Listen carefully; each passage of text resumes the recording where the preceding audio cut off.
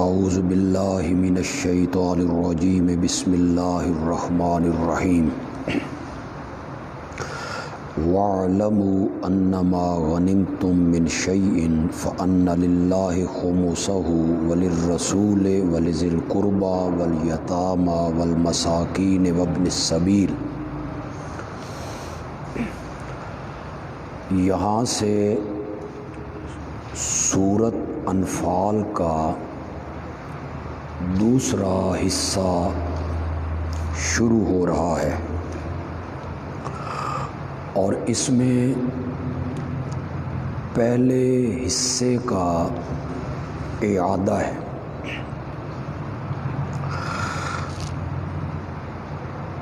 یعنی مال غنیمت اللہ کے حکم کے مطابق تقسیم ہوگا۔ اس کے لیے اس حصے میں 5 علتیں بیان کی جائیں گی۔ پہلے حصے میں 7 علتیں تھیں اور دوسرا مضمون ہے قوانین جنگ۔ یہاں 7 قوانین جنگ بیان ہوں گے۔ پہلے حصے میں قوانین جنگ 5 تھے جی۔ پہلے حصے میں کہا الانفال للہ والرسول، مال غنیمت کی تقسیم کا حق اللہ اور رسول کے لیے ہے۔ یہاں اس کی وضاحت کی کہ مال غنیمت کیسے تقسیم ہوگا۔ وَاعْلَمُوا، جان لو، انما غنمتم من شیء، جو کچھ بھی تمہیں غنیمت میں ملے، فَأَنَّ لِلَّهِ خُمُسَهُ، تو اس کا 5واں حصہ اللہ کے لیے ہے۔ ذکر اللہ للتبرک لا للسہم، اللہ کا ذکر تبرک کے لیے ہے جی۔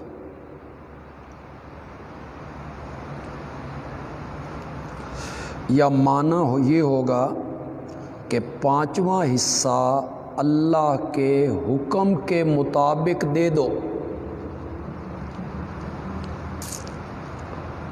وہ کس کے لیے ہوگا؟ رسول کے لیے، وَلِذِي الْقُرْبَى، رسول کے قریبی رشتہ داروں کے لیے، چاہے وہ اغنیاء ہوں،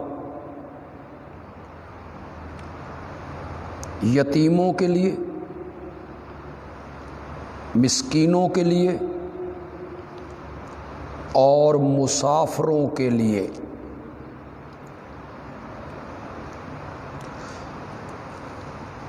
مال غنیمت کا جو 5واں حصہ ہے اسے الگ نکال دیا جائے گا۔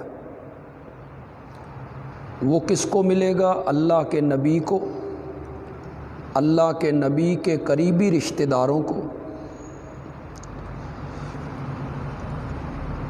یتیموں کو، مسکینوں کو، مسافروں کو۔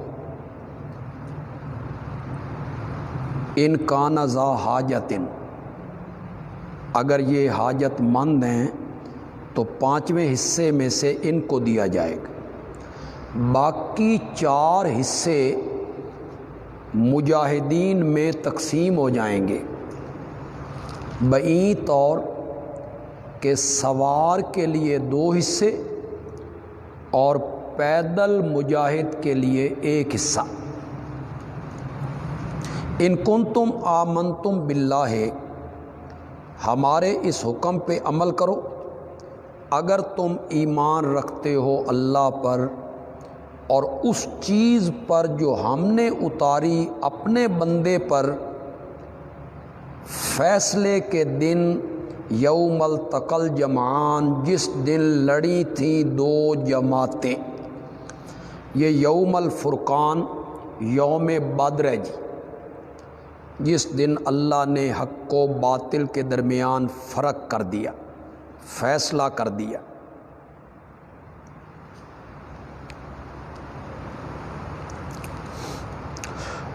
اور ما انزلنا سے کیا مراد ہے جی؟ جو بدر کے دن اتارا، اس سے مراد ہے فتح، نصرت، فرشتوں کا اترنا۔ اگر تمہیں اس بات پر ایمان ہے کہ بدر میں جو کچھ ہوا سب ہمارے حکم سے ہوا تھا، تو پھر یہ حکم جو ہم تمہیں دے رہے ہیں 5ویں حصے کا، اس پر عمل کرو، اللہ ہر چیز پر قادر ہے۔ اذ انتم بالعدوۃ الدنیا، علت اول ہے جی، پہلی علت کس بات کی جی؟ کہ مال غنیمت اللہ کے حکم کے مطابق تقسیم ہوگا، اس کی پہلی وجہ بیان ہو رہی ہے۔ وہ وقت یاد کرو جب تم تھے ارلے کنارے پر، یعنی جو مدینے کے قریب تھا، وَهُمْ بِالْعُدْوَةِ الْقُصْوَىٰ، اور وہ کافر تھے پرلے کنارے پر، یعنی مدینے کی نسبت، وہ مدینے سے دور تھا، وہ اس طرف تھے، تم اس طرف تھے۔ وَالرَّكْبُ، اور جو قافلہ تھا ابو سفیان کا، اسفل منکم، وہ نیچے اتر گیا تھا تم سے، تم دونوں سے، وہ نچلی جانب ساحل سمندر کی طرف چلا گیا تھا، اس نے مین رستہ چھوڑ دیا تھا۔ تم نکلے تھے اس قافلے کا راستہ روکنے کے لیے، اور ہم نے تمہیں آمنے سامنے کر دیا ابو جہل کے لشکر کے۔ یہ اچانک ہوا۔ وَلَوْ تَوَاعَدتُّمْ، اور اگر تم آپس میں وقت مقرر کرتے کہ فلاں دن بھائی فلاں جگہ پہ ہماری جنگ ہوگی، لَاخْتَلَفْتُمْ فِی الْمِیعَاد، تو تم اختلاف کرتے مقررہ میعاد میں۔ اگر وقت مقرر کرتے کہ فلاں جگہ پہ بھائی آمنا سامنا ہوگا، تو ہو سکتا ہے وہ نہ آتے، ہو سکتا ہے تم نہ آتے، تو یہ تو ہم نے اپنی قدرت سے اچانک تمہیں ایک جگہ پہ جمع کر دی۔ وَلَٰكِن لِيَقْضِيَ، وَلَٰكِن یجمع بینکم، یوں معنی کریں گے جی، لیکن اللہ نے تمہیں اچانک اکٹھا کر دیا۔ کیوں؟ لِیَقْضِیَ اللَّهُ أَمْرًا، تاکہ فیصلہ کر دے اللہ ایک کام کا، کان مفعولاً، جو اللہ کے علم میں ہو چکا تھا، یعنی باطل کی کمر توڑ دینی، صنادید قریش کو موت کے گھاٹ اتار دینا۔ تو یہ فیصلہ اللہ نے کیوں کیا ہے؟ لِیَہْلِکَ مَنْ ہَلَکَ، تاکہ مرے جس نے مرنا ہے، عَنْ بَیِّنَةٍ، روشن دلیل دیکھ کے، وَیَحْیَا مَنْ حَیَّا، اور جیوے جس نے جینا ہے، عَنْ بَیِّنَةٍ، روشن دلیل دیکھ کے۔ یا تو یہ کافروں کے متعلق ہے جی، یعنی جو کافر مریں وہ یہ سمجھ کے مریں کہ دین اسلام سچ ہے، اور جو ان میں سے زندہ رہیں ان پر بھی یہ بات واضح ہو جائے کہ یہ دین سچا دین ہے۔ یا یحییٰ من حیّ سے مراد مومن ہے، اور یہلک من ہلاک سے مراد کافر ہیں جی، امام رازی نے لکھا، یعنی جو مرے وہ دلیل دیکھ کے مرے مشرک، اور جو زندہ رہے اس کے سامنے بھی روشن دلیل ہو۔ وَإِنَّ اللَّهَ لَسَمِيٌّ، اور بے شک اللہ سننے والا ہے، تمام لوگوں کی باتوں کا، علیم جاننے والا ہے تمام رازوں کو۔ تو تم تو قافلے کے تعاقب میں نکلے تھے، ہم نے تمہیں اچانک ابو جہل کے لشکر کے سامنے کر دیا اور وہاں تمہاری جنگ ہو گئی، اور اللہ نے وہاں حق کا فیصلہ کر دیا۔ تو یہ سب کچھ کرنے والا اگر میں ہوں تو پھر مال غنیمت بھی میرے حکم سے تقسیم ہوگا۔ اذ یریکہم اللہ فی منامک قلیلا، دوسری علت ہے جی،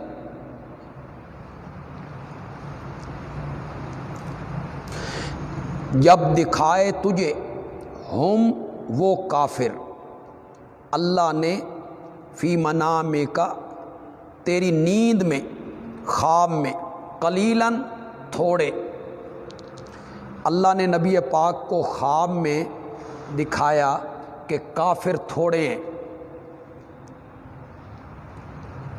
کیوں؟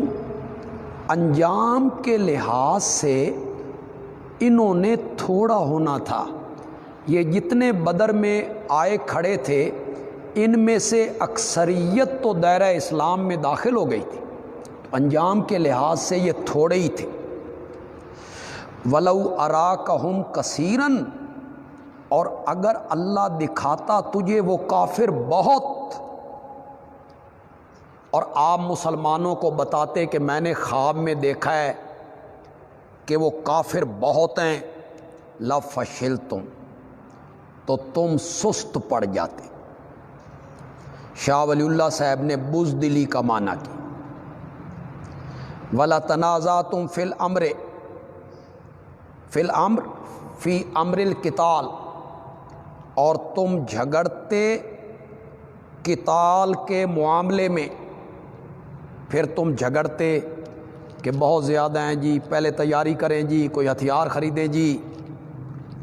وَلَٰكِنَّ اللَّهَ سَلَّمَ، لیکن اللہ نے بچا لیا، بزدلی سے بھی بچا لیا، جھگڑے سے بھی بچا لیا۔ اِنَّهُ عَلِيمٌ بِذَاتِ الصُّدُورِ، وہ سینوں کے راز جاننے والا ہے۔ تو اس طرح کافروں کو نبی کی نگاہ میں خواب میں کم دکھایا۔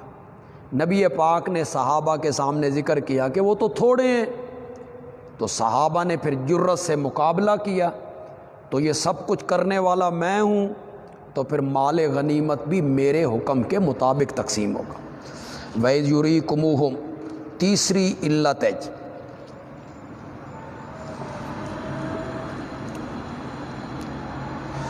اور جب دکھائے تمہیں، پہلے نبی پاک کو خطاب تھا، اب مسلمانوں کو خطاب ہو رہا ہے۔ جب دکھائے تمہیں ہم وہ کافر، کب؟ اذ التقیتم، جب تم آمنے سامنے آئے میدان میں، فی اعینکم، تمہاری آنکھوں میں، قلیلاً، تھوڑے، وہ 1000 کا لشکر تھا، لیکن اے مسلمانوں میں نے تمہیں وہ تھوڑے کر کے دکھائے۔ وَيُقَلِّلُكُمْ فِي أَعْيُنِهِمْ، اور تمہیں تھوڑا دکھایا ان کی آنکھوں میں، تم تو تھے بھی تھوڑے، تیسرا حصہ تھے، لیکن تمہیں اور تھوڑا کر کے دکھایا کہ وہ ذرا جرأت کریں اور آگے بڑھیں، بھئی تھوڑے سے ہیں، ان کو ملیا میٹ کر دیں۔ لِيَقْضِيَ اللَّهُ أَمْرًا، تاکہ اللہ فیصلہ کر دے ایک کام کا، کان مفعولاً، جو کام اللہ کے علم میں ہو چکا تھا، یعنی کفار کی شکست، ذلت، ہزیمت۔ وَإِلَى اللَّهِ تُرْجَعُ الْأُمُورُ، اور اللہ کی طرف لوٹائے جاتے ہیں سارے کام۔ یا ایھا الذین آمنوا اذا لقیتم، قانون اول۔ کیا بات ہے مولانا حسین علی رحمۃ اللہ علیہ کے انداز کی، کس طرح مربوط کرتے چلے جاتے ہیں تمام آیتوں کو۔ یہ پہلا قانون جنگ ہے جی۔ اے ایمان والو، اذا لقیتم فئۃ، جب تم ملو کسی جتھے کو، یعنی میدان جنگ میں، فثبتوا، تو ثابت قدم رہو، واذکروا اللہ، اور اللہ کو یاد کرو، یعنی فتح و نصرت کے لیے اللہ کے آگے گڑ گڑاؤ، دعائیں مانگو، لعلکم تفلحون، تاکہ تم کامیاب ہو جاؤ، واطیعوا اللہ، اور اللہ کی اطاعت کرو اور اس کے رسول کی اطاعت کرو، ولا تنازعوا، نہ آپس میں جھگڑو ایک دوسرے کے ساتھ اور نہ اپنے امیر کے ساتھ، فتفشلوا، ورنہ تو تم کمزور ہو جاؤ گے، وتذھب ریحکم، اور اکھڑ جائے گی تمہاری ہوا۔ ری سے مراد قوت ہے جی،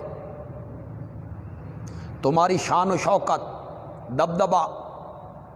جب تم آپس میں لڑو گے، آپس میں جھگڑو گے، تنازعات میں مبتلا ہوو گے،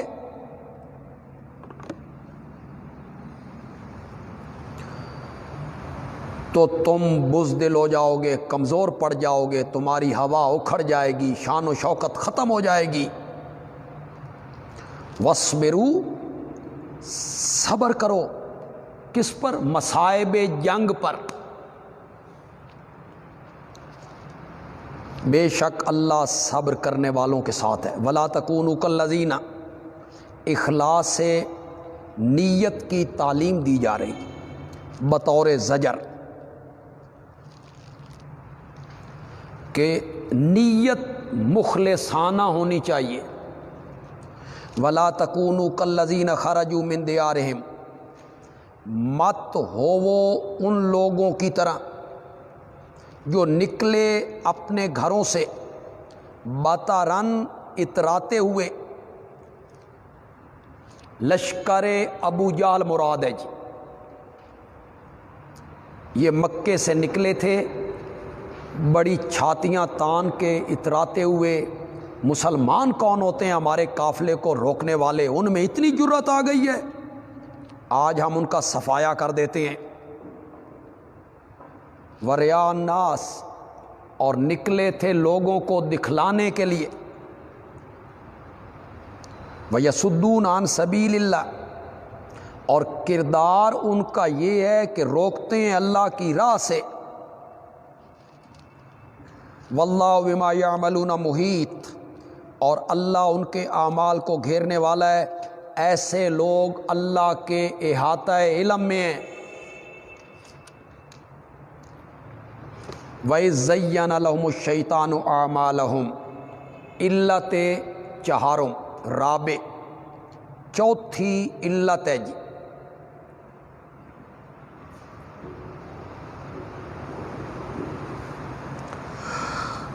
اور جب مزین کیا لہم للکفار، اور جب مزین کیا کفار کے لیے شیطان نے اعمالہم، ان کے کفریہ اعمال کو،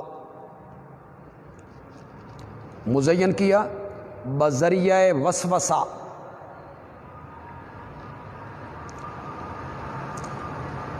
وقال، اور شیطان کہنے لگا، لا غالب لکم اليوم، آج تم پر لوگوں میں سے کوئی بھی غالب آنے والا نہیں، تمہارا جتھا بڑا ہے، اسلحہ بڑا ہے، قوت بڑی ہے، اور انی جار لکم، اور میں تمہارا رفیق ہوں۔ جار، شاہ ولی اللہ صاحب نے میں نے کیا مدد کنندہ، میں بھی تمہارے ساتھ ہوں۔ فلما تراءت الفئتان، پھر جب آمنے سامنے آئیں دونوں فوجیں، ادھر سے کفار آئے ادھر سے مسلمان آئے، اور پھر 1000 فرشتے زرد پگڑیاں پہنے ہوئے لگاتار اترنے لگے، ناکسا علی عقبیہ، الٹا پھرا اپنی ایڑیوں کے بل، وقالا، اور کہنے لگا انی بریء منکم، میں تم سے بیزار ہوں۔ شاہ عبد القادر نے معنی کیا میں تمہارے ساتھ نہیں ہوں۔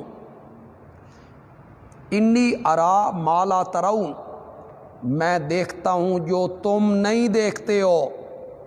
انی اخاف اللہ، میں اللہ سے ڈرتا ہوں۔ یہ جھوٹ بولا اس نے، شیطان اور اللہ سے ڈرنا۔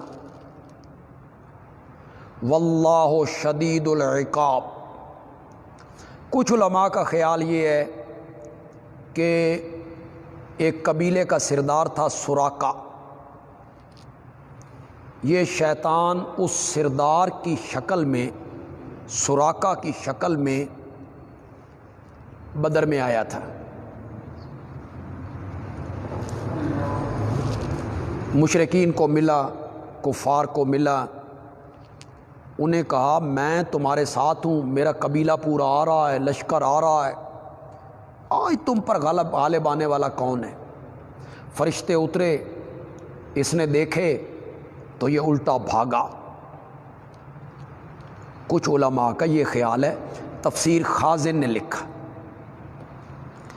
لیکن امام رازی نے تفسیر کبیر میں اور کشاف والے نے لکھا کہ یہ خود نہیں آیا، زینہ سا مراد ہے وسوسہ الیہم، یعنی ان کے ذہن میں یہ بات ڈالتا تھا کہ تمہاری قوت بڑی ہے، طاقت بڑی ہے۔ اللہ کہتے ہیں اس دن تو ان کے پاس جتھا تھا، قوت تھی، طاقت تھی، اسلحہ تھا، شیطان کے وسوسے تھے، پھر ہم نے روب ڈال دیا، ان کے امدادی بھاگنے لگے، یہ سب کچھ کرنے والا میں ہوں، تو پھر مال غنیمت بھی میرے حکم کے مطابق تقسیم۔ اذ یقول المنافقون، 5ویں علت ہے جی،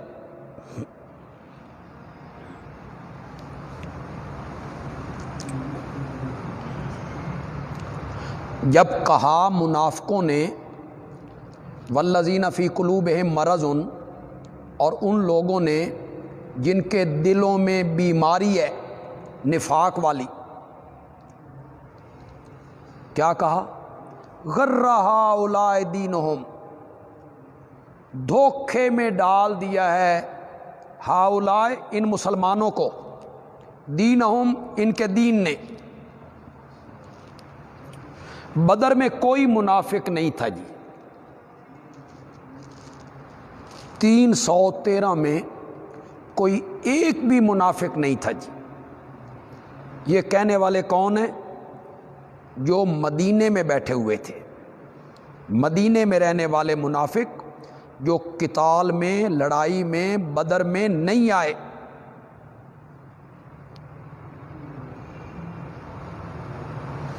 انہوں نے مدینے میں بیٹھ کے کہا، جب انہیں خبر پہنچی بھئی قافلہ تو نکل گیا ہے، ابو جال کا لشکر 1000 کا لے کر آ گیا ہے، اور یہ 313 ہیں، نہ تلواریں ہیں نہ تیر ہیں، تو وہ بیٹھ کے کہتے ہیں پھر ان کے دین نے ان کو بھائی دھوکے میں ڈالا ہے، یہ کیا سمجھ رہے ہیں؟ 313 ہیں، تلواریں کوئی نہیں ہیں، تلواروں کے بغیر بھی کبھی لڑائی ہوئی، ڈھال کے بغیر بھی کبھی دفاع ہوا؟ یہ بکواس کرنے لگے، دھوکے میں ڈال دیا ہے ان مسلمانوں کو ان کے دین نے۔ وَمَن يَتَوَكَّلْ عَلَى اللَّهِ، حالانکہ یہ بات نہیں ہے، بات یہ ہے کہ جو آدمی اللہ پر بھروسہ کرتا ہے، تو بے شک اللہ غالب ہے، حکمت والا۔ بات یہ ہے کہ مسلمان کوئی مغرور نہیں ہوئے، دھوکے میں نہیں پڑے، ان کے دلوں میں توکل اللہ پر بہت زیادہ تھا۔ وَلَوْ تَرَىٰ إِذْ يَتَوَفَّى الَّذِينَ كَفَرُوا، تخویف اخرویہ ہے جی۔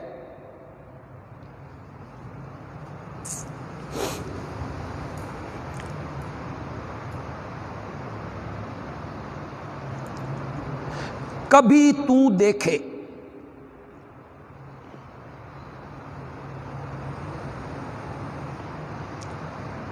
شاہ ولی اللہ صاحب معنی کرتے ہیں تعجب می کر دی،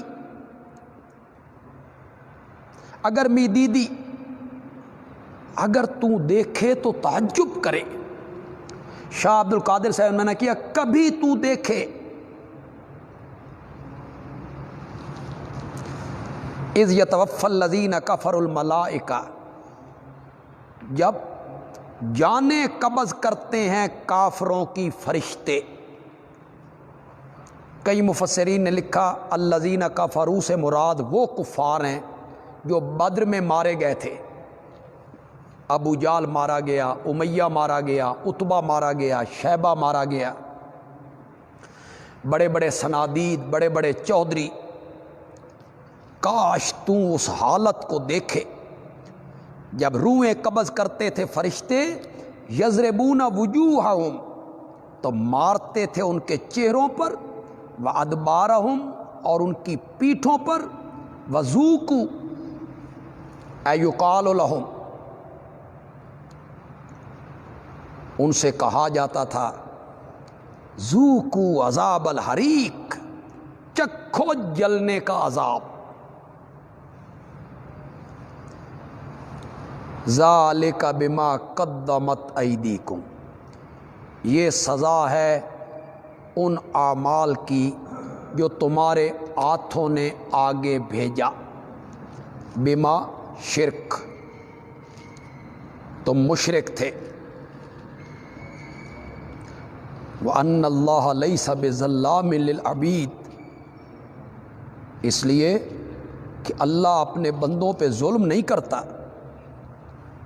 کوئی ظلم نہیں کیا اس نے تم پر، یہ تمہارے کرتوتوں کی تمہیں سزا دی۔ کداب آل فرعون، تخویف اخرویہ کے بعد تخویف دنیاویہ۔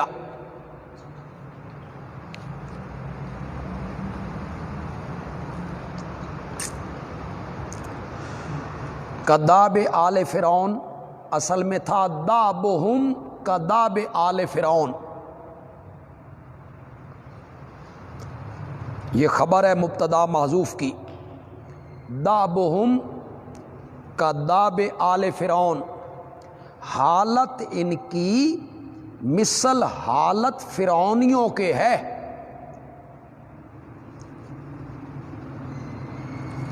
کس میں؟ تکذیب میں، جس طرح وہ کفر کرتے رہے، وہ جھٹلاتے رہے، یہ بھی اسی طرح کفر کرتے رہے، جھٹلاتے رہے۔ یا جو گت ان کی بنی تھی نا، وہی گت ان کی بھی بنے گی، اس معنی میں حالت ان کی مثل حالت فرعونیوں کے، جو سزا انہیں ملی تھی نا، انہیں بھی اس طرح کی سزا ملی۔ حالت ان کی مثل حالت فرعونیوں کے ہے، والذین من قبلہم، اور ان کافروں کی طرح ہے جو فرعونیوں سے پہلے ہوئے، قوم نوح، قوم عاد، قوم سمود، قوم مدین۔ کفروا بآیات اللہ، انہوں نے اللہ کی آیتوں کا انکار کیا۔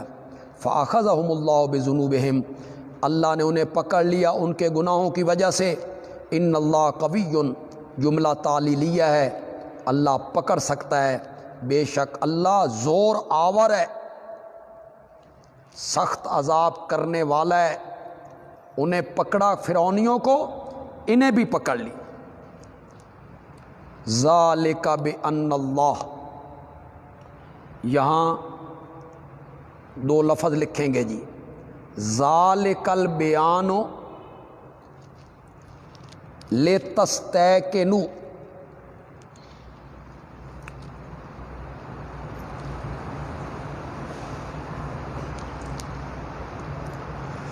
یہ بیان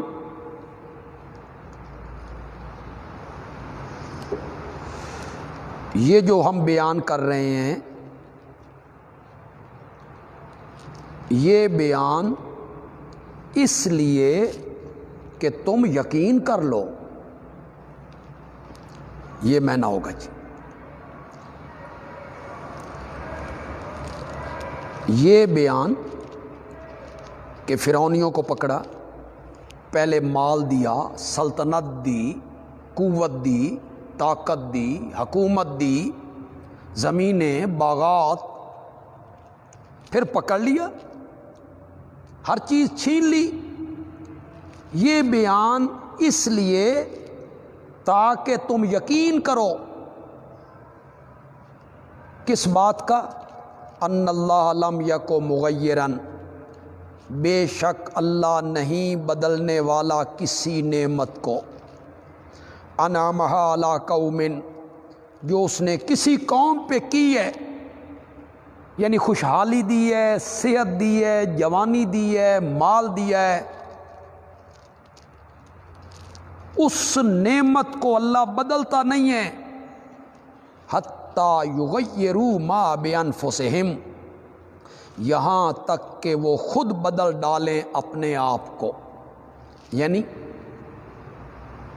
نافرمانی کرنے لگ جائیں، ناشکری کرنے لگ جائیں، تو اپنے آپ کو وہ بدل ڈالیں، تو پھر ہم بھی اپنی نعمتیں واپس لے لیا کرتے ہیں۔ وَأَنَّ اللَّهَ سَمِيعٌ عَلِيمٌ، اور یقیناً اللہ سننے والا ہے، جاننے والا ہے۔ قَضَى بِآلِ فرعون، التقریر للتاکید، پھر اسی بات کو دہرایا فرعون کی حالت کو، کیوں؟ تاکید کے لیے۔ حالت ان کی مثل حالت فرعونیوں کی ہے، اور جو ان سے پہلے ہوئے، انہوں نے تکذیب کی تھی اپنے رب کی آیات کی۔ فَأَهْلَكْنَاهُمْ بِذُنُوبِهِمْ، ہم نے ان کو ہلاک کر دیا تھا ان کے گناہوں کی وجہ سے۔ وَأَغْرَقْنَا آلَ فِرْعَوْنَ، اور ہم نے فرعونیوں کو غرق کر دیا تھا۔ وَكُلٌّ كَانُوا ظَالِمِينَ، ہم نے کوئی زیادتی نہیں کی تھی ان کے ساتھ، وہ سارے کے سارے ظالم تھے۔ یہی حال ان مشرکین کا ہے، کفر میں، تکذیب میں، انہیں بھی وہی سزا دیں گے۔ ان شر الدواب عند اللہ، زجرج،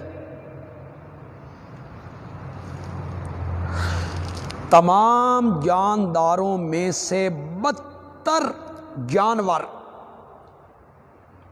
اللہ کے ہاں وہ لوگ ہیں جنہوں نے کفر کیا۔ فَهُمْ لَا يُؤْمِنُونَ، پس وہ نہیں مانتے، کفر پہ ڈٹے ہوئے نہیں مانتے ہیں۔ اللہ کی پوری خلقت میں سب سے برے لوگ یہی ہیں، الذین عاہدت، وہ یہ الذین کفروا فہم لا یؤمنون، اس کی وضاحت ہو رہی ہے، وہ جنہوں نے آپ سے عہد باندھا، منہم، ان میں سے،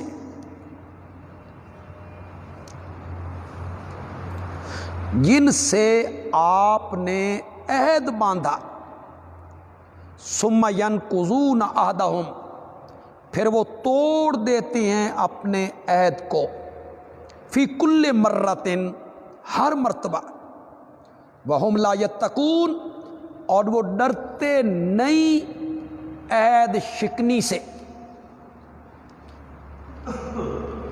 عہد کو توڑنے سے ڈرتے بھی نہیں ہیں۔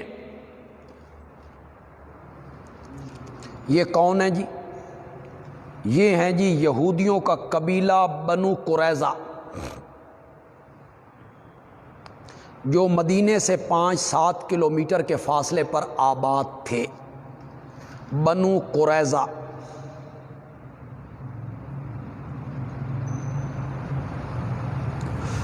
ان کے ساتھ مسلمانوں کا عہد ہو گیا تھا کہ مسلمانوں کے خلاف اگر کوئی حملہ ہوگا تو یہ مخالفین کی مدد نہیں کریں گے.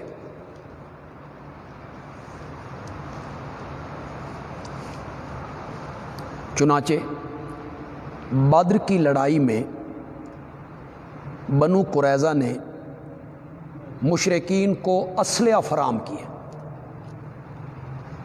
ان کی مدد کی، اس معاہدے کو توڑ دیا، پھر معافی مانگ لی، غلطی ہو گئی ہے چھوڑ دیں، آپ نے معاف کر دی.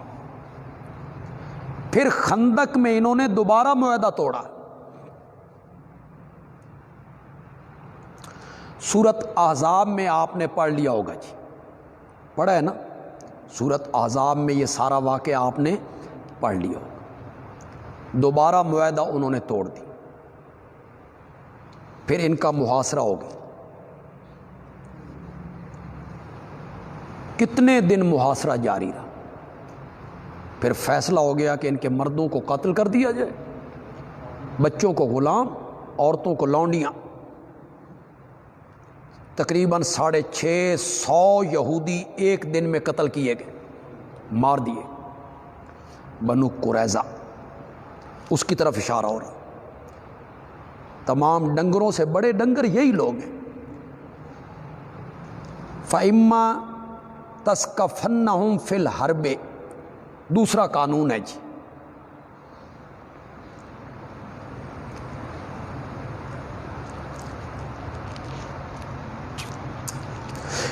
پھر اگر تو ان کو پائے فی الحرب لڑائی میں، یہ جو معاہدے توڑنے والے ہیں، آپ کی پیٹھ میں چھرا گھونپنے والے ہیں، اگر تو ان کو پائے لڑائی میں، فشرد بہم من خلفہم تو بھگا ان کے ذریعے ان کے پچھلوں کو.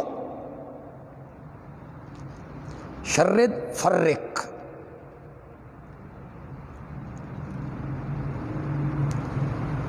یعنی ایسی سزا دے ان کی نسلیں یاد رکھیں. یہ ہے من خلفہم، ان کی نسلیں یاد رکھیں. یا من خلفہم سے مراد ہے جو ان کے امدادی ہیں، پیچھے ان کے مددگار ہیں نا، انہیں بھی سبق ملے.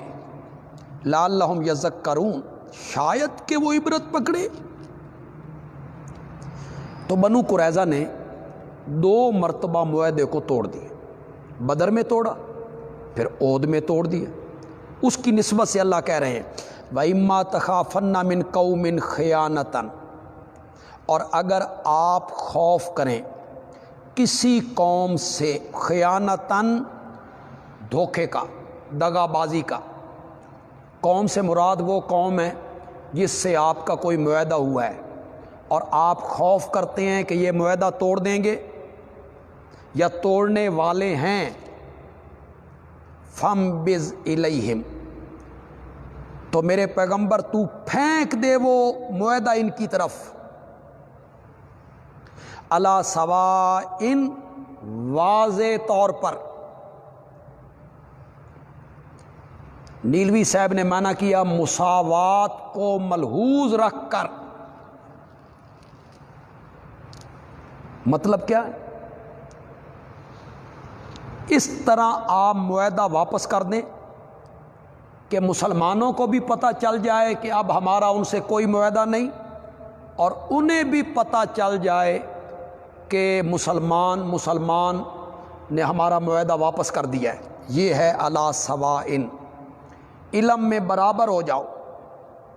ان اللہ لا یحب الخائنین، کیونکہ اللہ دغا بازوں کو پسند نہیں کرتا.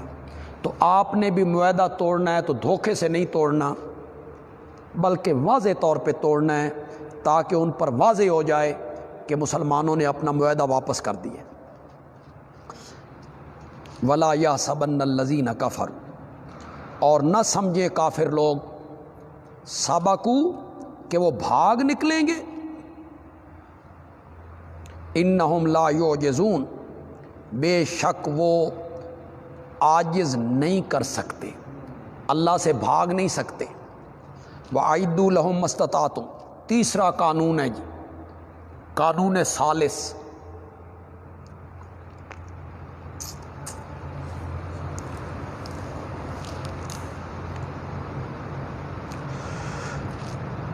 اور تیار کرو لہم، ان کافروں کے مقابلے میں، مستطاعتم، جو کچھ تم جمع کر سکو، من قوتن، قوت سے،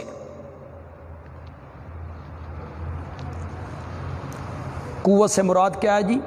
جنگی سامان،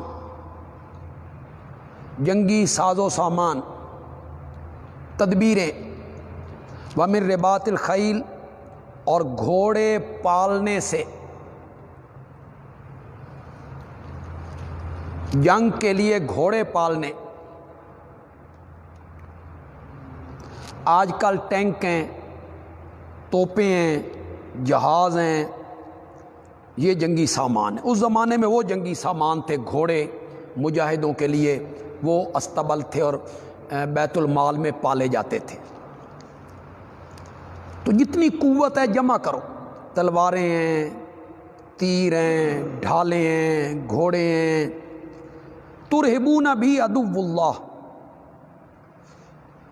دھاک بٹھا دو، ترہبون، دھاک بٹھا دو اس قوت کے ذریعے اللہ کے دشمنوں پر، وعدوکم، اور اپنے دشمنوں پر، مشرک ہیں، کافر ہیں، اس اسلحہ کے ذریعے دھاک بٹھا دو۔ وآخرین من دونہم، اور کچھ اور دشمنوں پر جو ان مشرکوں کے علاوہ ہیں، ہم المنافقون او الیہود او اہل و فارس، رومی، فارس کے لوگ،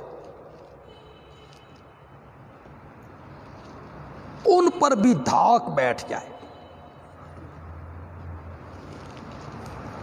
وہ جو من آخرین ہے نا، لا تعلمونہم، تم انہیں نہیں جانتے ہو، اللہ یعلمہم، اللہ انہیں جانتا ہے کہ وہ بھی تمہارے دشمن ہیں۔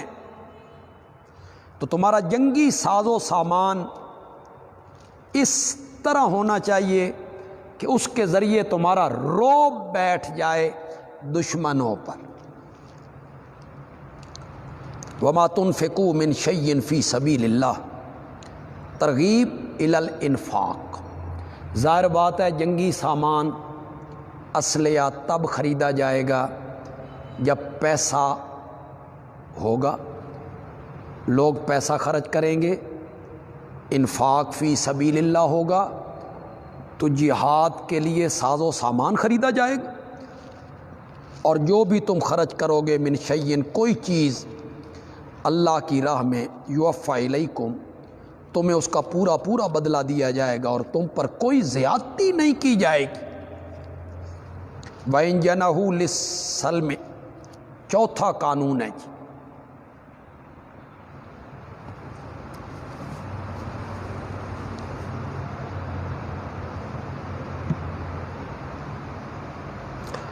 اور اگر وہ جنحو جھکیں،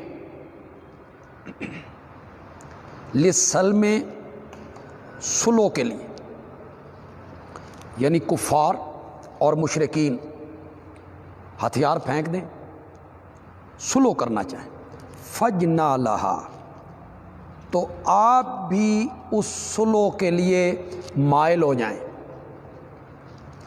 اگر مصلحت سمجھیں، امر وجوب کے لیے نہیں ہے جی، اباحت کے لیے، ضروری نہیں ہے کہ آپ جھکیں، مائل ہوں۔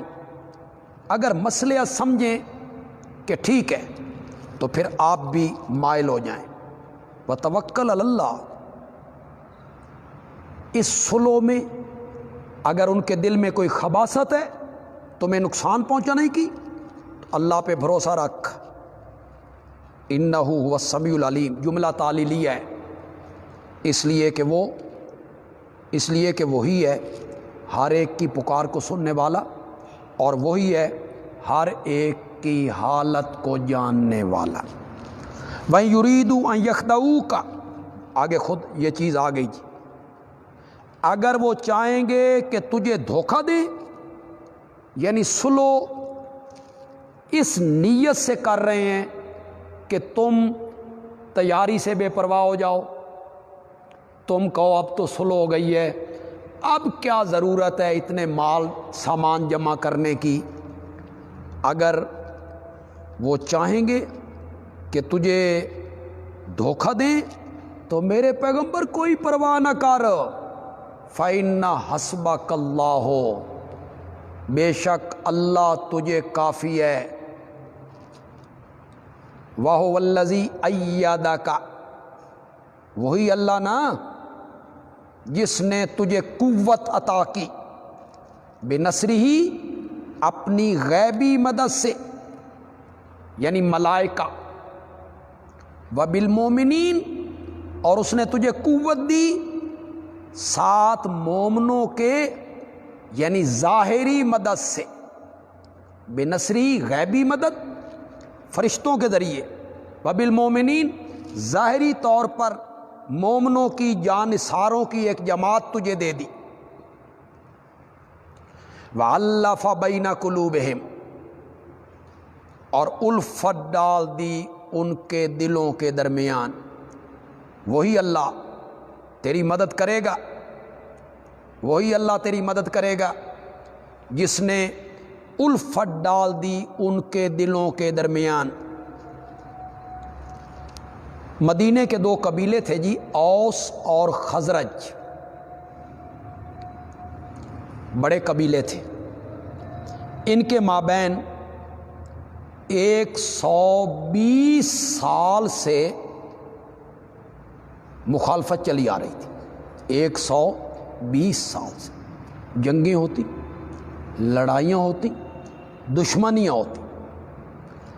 جب نبی اکرم صلی اللہ علیہ وسلم تشریف لائے، یہ دونوں قبیلے مسلمان ہوئے، تو اللہ نے ان دونوں قبیلوں کے درمیان وہ ساری لڑائی ختم کر کے محبت کی فضائیں پیدا کر دی، اس کی طرف اشارہ ہو رہا، الفت ڈال دی ان کے دلوں کے درمیان۔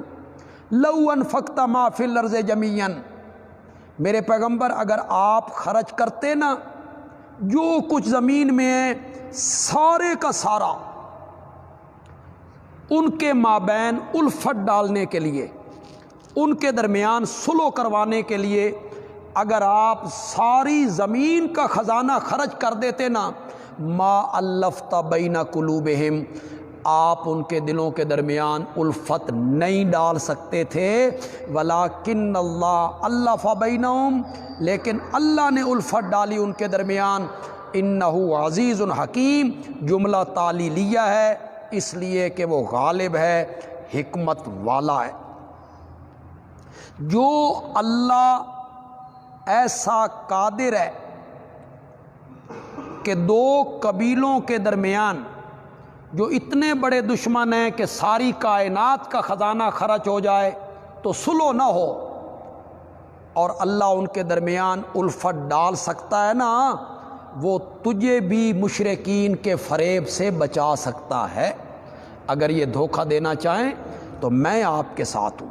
یا ایھا النبیو، اے میرے نبی، حسبک اللہ، کافی ہے تجھ کو اللہ، ومن اتبعک، اور ان کو بھی جو تیرے پیروکار ہیں مومن۔ من کا عطف ہے حسبو کا کاف ضمیر پر،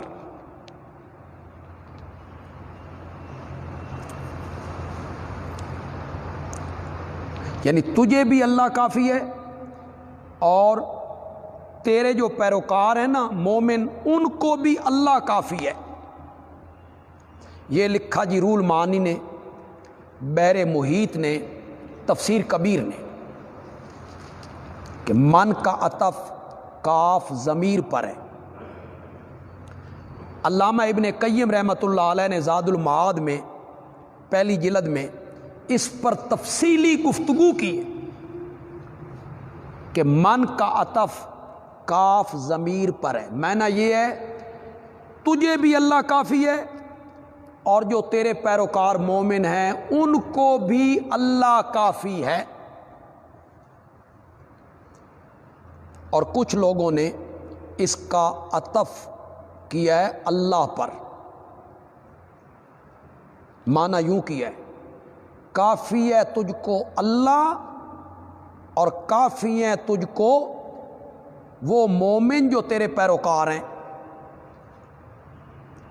اگر یہ مان لے مانا تو پھر ہوگا ظاہری طور پر ما تحت الاسباب، ظاہری طور پر ما تحت الاسباب مومن بھی تیرے لیے کافی ہیں۔ یا ایھا النبی، یہ 5واں قانون ہے جی، قانون خامس۔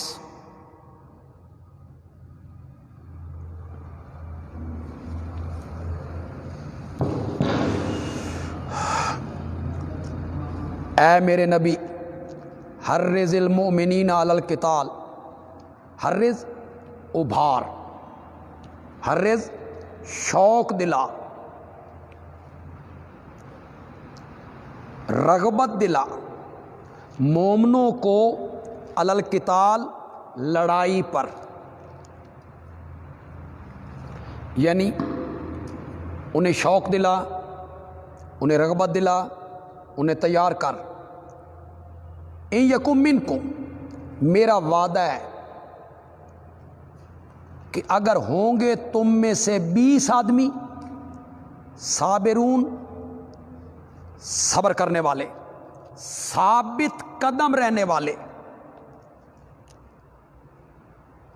یغلبو، وہ غالب آئیں گے 200 پر، وَإِن يَكُن مِّنكُم مِّئَةٌ، اور اگر ہوں گے تم میں سے 100 آدمی، یغلبو الفن من الذین کفروا، وہ غالب آئیں گے 1000 کافروں پر، 10 گنا لشکر کے مقابلے میں وہ غالب آئیں گے۔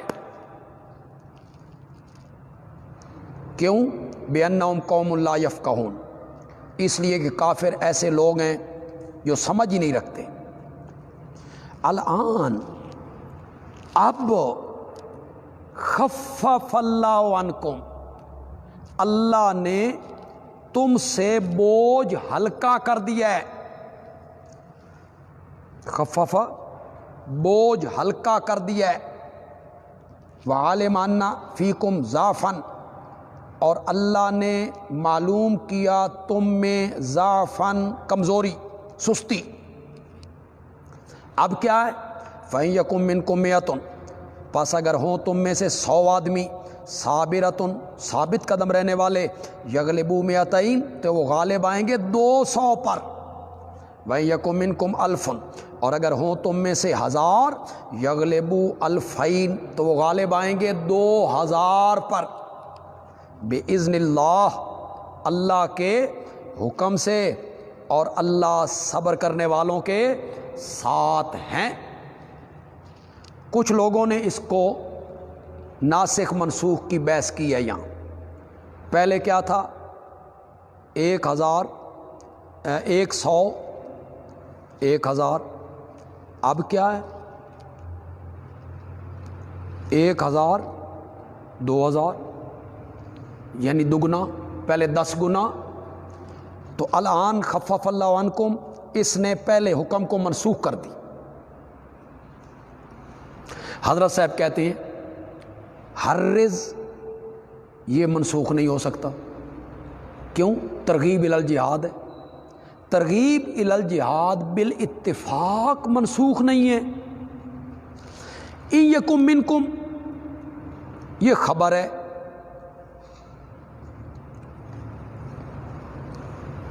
خبر میں نسخ نہیں ہوتا، نسخ تو احکام میں ہوتا ہے۔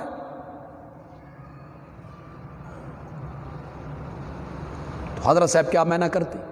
حضرت صاحب کہتے ہیں پہلے شروع میں 20 مسلمانوں پر 200 کافروں سے جنگ کرنا فرض تھا۔ 20 مسلمان ہو نا اور سامنے 200 کافر ہوں تو 20 مسلمانوں پر وہ جنگ کیا ہو گئی؟ فرض ہو گئی۔ اس آیت سے فرضیت منسوخ ہو گئی۔ اب کہا 1000 ہوں گے تو وہ 2000 کے مقابلے میں ان پر جہاد کیا ہو جائے گا؟ فرض ہو جائے گا۔ تو فرضیت منسوخ ہوئی۔ حضرت ابن عباس کا ایک قول بھی روح المعانی نے نقل کیا جو اس کی تائید کرتا ہے۔ ما کان لنبی، چھٹا قانون جی،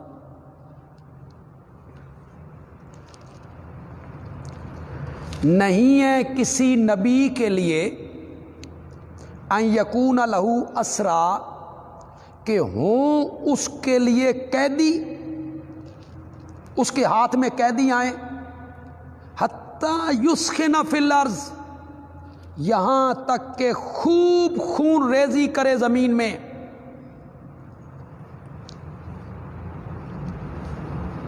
فدیہ لے کے چھوڑ دینا نہیں، نبی کا کام یہ ہے کہ قیدی ہاتھ میں آئیں تو ان کی گردنیں قلم کر دی جائیں۔ تریدون عرض الدنیا، تم چاہتے ہو دنیا کا سامان یعنی فدیہ،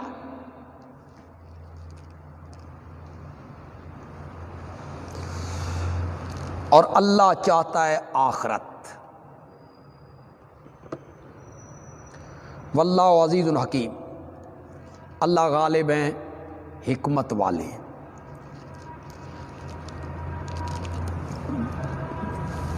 بدر میں 70 کافر قیدی بن گئے تھے جی، ان میں نبی پاک کے چچا عباس بھی ہیں، ان میں آپ کے داماد ابو العاص بھی ہیں، اپنے لوگ ہی قیدی تھے۔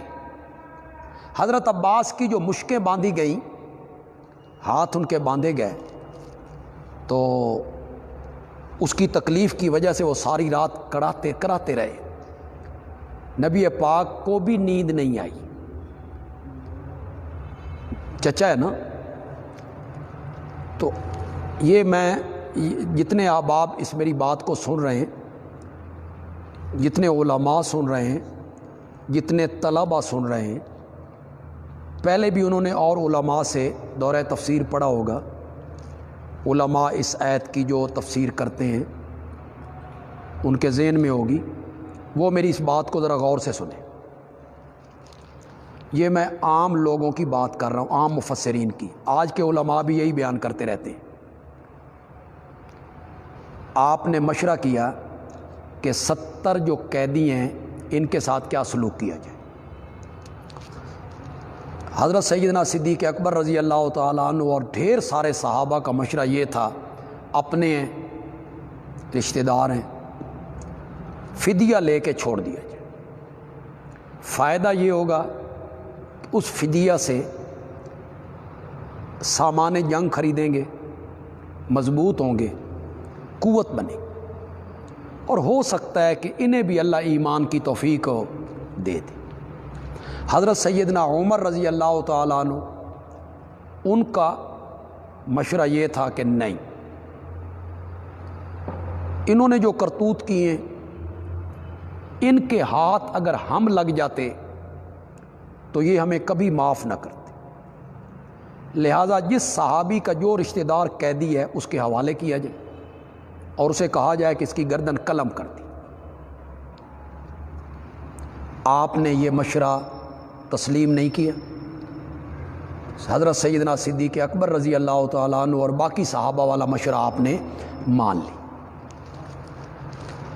اس پر آپ کو یہ تنبیہ کی گئی، کسی نبی کا یہ کام نہیں کہ قیدی بنے، وہ فدیہ لے کے چھوڑ دے، اسے تو چاہیے تھا کہ خون ریزی کرتا۔ تریدون عرض الدنیا، تم دنیا کا سامان چاہتے ہو وہ فدیہ، اور اللہ تو آخرت چاہتا ہے۔ آگے کیا کہا؟ لولا کتاب من اللہ سبقا، اگر نہ ہوتی ایک لکھت حکم اللہ کی طرف سے جو گزر چکا، فی لوح محفوظ، جو اللہ نے لوح محفوظ میں لکھ دیا تھا، کیا کہ بیان کرنے سے پہلے، بتانے سے پہلے کسی کو سزا نہیں دیں گے، یہ اللہ نے لوح محفوظ میں لکھ دیا تھا۔ اگر یہ بات نہ ہوتی نا تو یہ کام جو تم نے کیا تھا نا، اس کے بدلے تمہیں میں بڑا سخت عذاب دے دیتا، لیکن یہ لکھت ہو چکی تھی کہ آگاہ کرنے سے پہلے کسی سے مواخذہ نہیں ہوگا، یا یہ حکم گزر چکا تھا کہ تمہارے لیے غنیمتیں کیا ہیں؟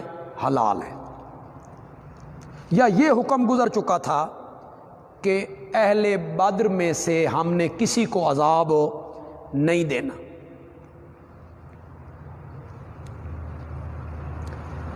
یہ باتیں اگر نہ ہوتی، یہ حکم اگر نہ ہوتا تو جو کچھ تم نے کیا تھا، لیا تھا، اس پر تمہیں عذاب عظیم پہنچتا۔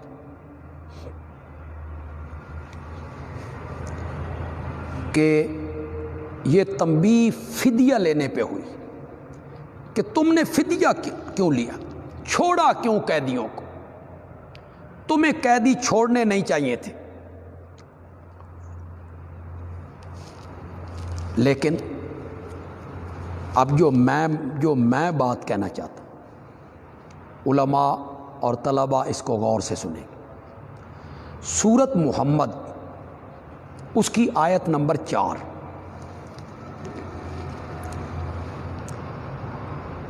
اس میں اللہ اپنے نبی کو یہ اختیار دے چکے ہیں، فَإِمَّا مَنًّا بَعْدُ وَإِمَّا فِدَاءً، اور وہ یہ اس سے پہلے اتری ہے، آپ احسان کر کے کسی کو ویسے چھوڑ دیں، آپ کی مرضی، اما فداءً، یا کسی کو آپ فدیہ لے کے چھوڑ دیں، آپ کی مرضی۔ یہ تو اللہ میرے نبی کو اختیار دے چکے، پھر اگر نبی پاک نے فدیہ لے کے چھوڑ دیا ہے، اس پہ تنبیہ کیوں؟ یہ بات صحیح نہیں۔ تنبیہ اس بات پہ ہے کہ تم نے قیدی بنائے کیوں، اس بات پہ تنبیہ ہے۔ تمہیں تو میدان جنگ ہی میں ان کی گردنیں قلم کر دینی چاہیے تھی، تم نے ان کو قیدی بنایا کیوں، اس پر تنبیہ۔ اگر عوام کو، علماء کو، طلباء کو میری یہ بات پسند آئی ہے سورۃ محمد کی اس آیت کے تناظر میں، تو وہ کمنٹ میں اس کو ذکر کریں۔ اب معنی یہ ہوگا کسی نبی کو لائق نہیں کہ وہ قیدی بناتا پھرے، یہ کسی نبی کا یہ کام نہیں ہے کہ وہ قیدی بنائے، حتیٰ یسخن فی الارض، ان کو تو میدان جنگ ہی میں صفایا کر دینا چاہیے تھا۔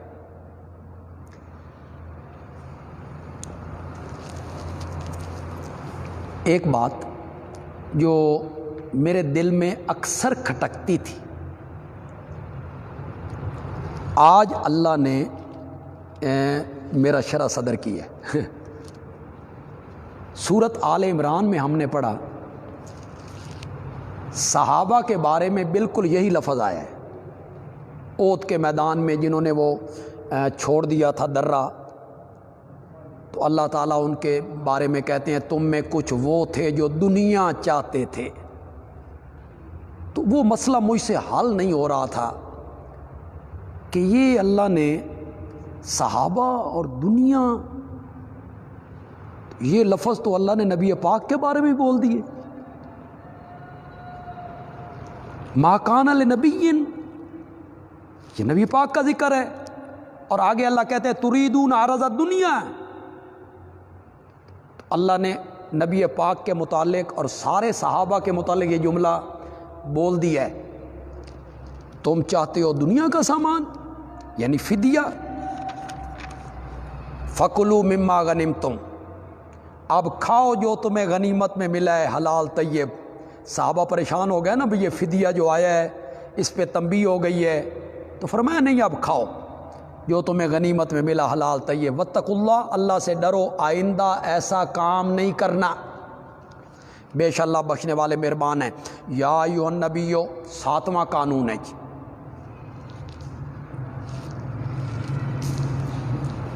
اے میرے نبی کہہ دے ان لوگوں کو جو تمہارے ہاتھ میں قیدی ہیں، وہی 70 قیدی جن قیدیوں نے کچھ اسلام کا اظہار کیا تھا بوقت قید، کچھ محسوس ہوتا تھا کہ یہ اسلام کے قریب آ رہے ہیں، فرمایا ان قیدیوں کو کہہ اِن یعلم اللہ فی قلوبکم خیرا، اگر جانے گا اللہ تمہارے دلوں میں خیرن کوئی بھلائی، یہاں خیرن سے مراد ہے جی انابت، یوتکم خیرن، دوسرے خیرن سے مراد ہے جی مال، اگر اللہ تمہارے دل میں کوئی انابت نیکی محسوس کرے گا نا، یوتکم خیرن، تو اللہ تمہیں دے گا بہتر اس چیز سے، اخذ منکم، جو اب تم سے لی جا رہی ہے بطور فدیہ، جو مال تم سے لیا جا رہا ہے نا اللہ تمہیں اس سے بہتر دے دے گا، وَيَغْفِرْ لَكُمْ، اللہ تمہیں معاف کر دے گا، اللہ بخشنے والے مہربان ہیں۔ وَإِن يُرِيدُوا خِيَانَتَكَ، اور اگر وہ ارادہ کریں گے تجھ سے خیانت کا، یہ جو فدیہ دینے والے کافر تھے انہوں نے عہد کیا تھا کہ ہم آئندہ آپ سے جنگ نہیں کریں گے، انہوں نے یہ عہد کیا تھا، تو اس کے بارے میں اللہ کہہ رہے ہیں کہ میرے پیغمبر اگر یہ چاہیں گے تجھ سے دغا بازی کرنی اپنے عہد میں تو کیا بڑی بات ہے، فقد خان اللہ من قبل، یہ اللہ سے دغا بازی کر چکے ہیں، من قبل، اس سے پہلے میرے ساتھ وعدہ نہیں کیا تھا الستو بربکم قالوا بلا، تو میرے ساتھ بھی تو عہد کیا تھا، اس کی پاسداری کی ہے انہوں نے، تو تیرے ساتھ عہد کر کے پاسداری نہیں کریں گے تو چھوڑ کوئی بات نہیں، فَأَمْكَنَ مِنْهُمْ اے أَمْكَنَكُمْ عَلَيْهِمْ، پھر اللہ نے تمہیں ان پر قابو دے دیا، واللہ علیم حکیم۔ ان الذین آمنوا، آخر میں ترغیب الی الہجرت والجہاد، بشارت للمؤمنین، ان الذین آمنوا، بے شک جو لوگ ایمان لائے، وہاجروا، اور جنہوں نے ہجرت کی، وجاہدوا باموالہم، اور جنہوں نے جہاد کیا اپنے مالوں کے ذریعے اور اپنی جانوں کے ذریعے، فی سبیل اللہ، اللہ کی راہ میں، یہ مہاجر ہو گئے جی، مکے سے آنے والے لوگ، والذین آووا، اور جن لوگوں نے ٹھکانہ دیا ان مہاجروں کو، ونصروا، اور مدد کی، یہ مدینے کے انصار ہو گئے، مدینے کے انصار ہو گئے، اولئک بعضهم اولیاء بعض، یہ ایک دوسرے کے دوست ہیں۔ کچھ لوگوں نے یہاں ولایت سے مراد وراثت لی ہے جی، کہ یہ نبی پاک نے جو مواخات کرائی تھی نا، ہر مہاجر کو ایک انصاری کا بھائی بنا دیا، تو ان میں وراثت بھی چلتی تھی، کچھ لوگوں نے اس سے وراثت مراد لی، وہ کہتے ہیں کہ یہ آیت منسوخ ہو گئی آخری آیت کے ساتھ، وَأُولُو الْأَرْحَامِ بَعْضُهُمْ أَوْلَىٰ بِبَعْضٍ، وہاں اللہ نے وراثت صرف رشتہ داروں میں قائم کر دی، تو یہ منسوخ ہے۔ حضرت صاحب چونکہ نسخ قرآن کے قائل نہیں ہیں، وہ کہتے ہیں ولایت سے مراد تعاون ہے، نصرت ہے، دینی برادری ہے، ان کی جنگ، ان کی صلح سب ایک ہے۔ والذین آمنوا، اور جو لوگ ایمان لائے، ولم یہاجروا، اور انہوں نے ہجرت نہیں کی۔ ہجرت اس وقت فرض تھی جی۔ ما لکم من ولایتہم من شیء، نہیں ہے تمہارے لیے ان کی رفاقت سے کوئی کام، کوئی غرض، حتیٰ یہاجروا، یہاں تک کہ وہ کیا کریں؟ ہجرت کریں۔ جب تک وہ ہجرت نہیں نہ کرتے تمہارا ان سے کوئی تعلق نہیں۔ وَإِنِ اسْتَنصَرَكُمْ فِي الدِّينِ، اور اگر وہ تم سے مدد مانگیں، کون؟ وہ مومن جنہوں نے ہجرت نہیں کی، اگر تم سے مدد مانگیں فی الدین، دین کے معاملے میں، فعلیکم النصر، تو تم پر لازم ہے مدد کرنا، الا علی قوم، مگر اس قوم کے خلاف مدد نہیں کرنی کہ تمہارے درمیان اور اس قوم کے درمیان میثاقن، کوئی عہد ہے۔ جس کافر قبیلے کے درمیان اور تمہارے درمیان کوئی معاہدہ ہو چکا ہے نا، اگر وہ ان کے خلاف تم سے مدد مانگتے ہیں نا تو پھر مدد نہیں کرنی۔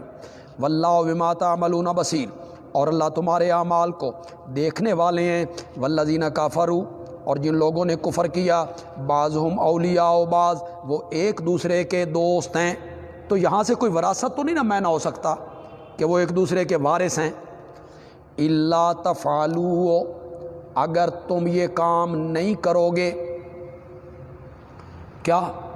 مومنوں کی مدد کرنا، یا مومن کا دوست ہو، کافر سے دوستی نہ کرے اگر تم یہ نہیں کرو گے، یا ایمان کے بعد ہجرت نہیں کرو گے، کوئی سا معنی کر لے۔ اگر تم یہ نہیں کرو گے، تکن فتنتن، تو ہوگا زمین میں فتنہ، یعنی شرک ترقی کرے گا، وفساد، اور ہوگا زمین میں فساد، کبیر، بہت بڑا۔ والذین آمنوا، اور جو لوگ ایمان لائے، وہاجروا، اور جنہوں نے ہجرت کی، وجاہدوا فی سبیل اللہ، اور جنہوں نے اللہ کی راہ میں جہاد کیا، والذین آووا، اور جنہوں نے ٹھکانہ دیا، ونصروا، اور مدد کی، اولئک ھم المؤمنون حقا، یہی لوگ ہیں پکے سچے مومن، لہم مغفرۃ، ان کے لیے بخشش ہی بخشش ہے، ورزق کریم، اور ان کے لیے روزی ہے عزت والی۔ والذین آمنوا من بعد، اور جو لوگ ایمان لائے، من بعد، اس کے بعد، ہجرت اولا کے بعد۔ ہجرت اولا کب تک تھی جی؟ صلح حدیبیہ سے پہلے ہجرت اولا ہے، صلح حدیبیہ کے بعد ہجرت ثانیہ ہے جی۔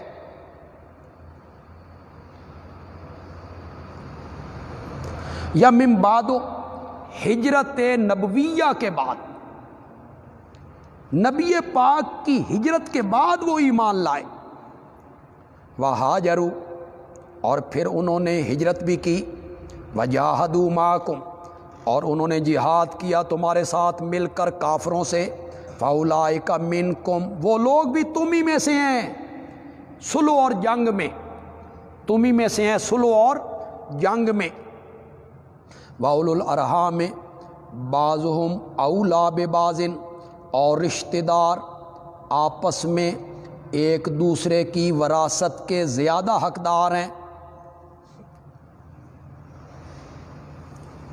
فی کتاب اللہ، اللہ کے حکم میں، جب مواخات ہوئی نا جی، تو ہر مہاجر انصاری مہاجر کا وارث ہوتا تھا۔ کیوں؟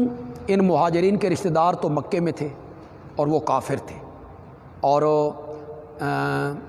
وہ وارث نہیں بن سکتے تھے، یا مسلمان تھے تو اختلاف دارین کی وجہ سے بھی وہ وارث نہیں بن سکتے، تو وراثت مہاجر انصار کے درمیان چلتی۔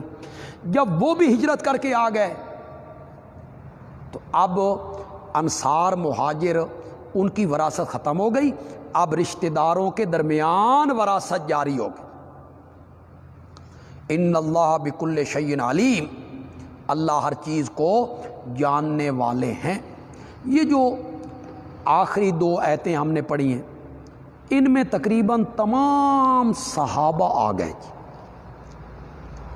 جو شروع میں ایمان لائے، ہجرت کی، جہاد کیا، جنہوں نے مدد کی، ٹھکانہ دیا، جو بعد میں ایمان لائے، ہجرت کی، جہاد کیا، سب کے ساتھ اللہ نے اولئک منکم، اور ان کے بارے میں کہا لہم مغفرۃ،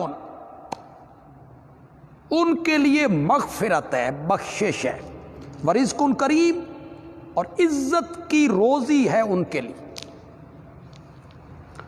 سورۃ حدید کی آیت نمبر 10 میں اللہ نے جب صحابہ کو دو گروہوں میں تقسیم کیا، فتح مکہ سے پہلے مال خرچ کرنے والے، جہاد کرنے والے، فتح مکہ کے بعد مال خرچ کرنے والے، جہاد کرنے والے،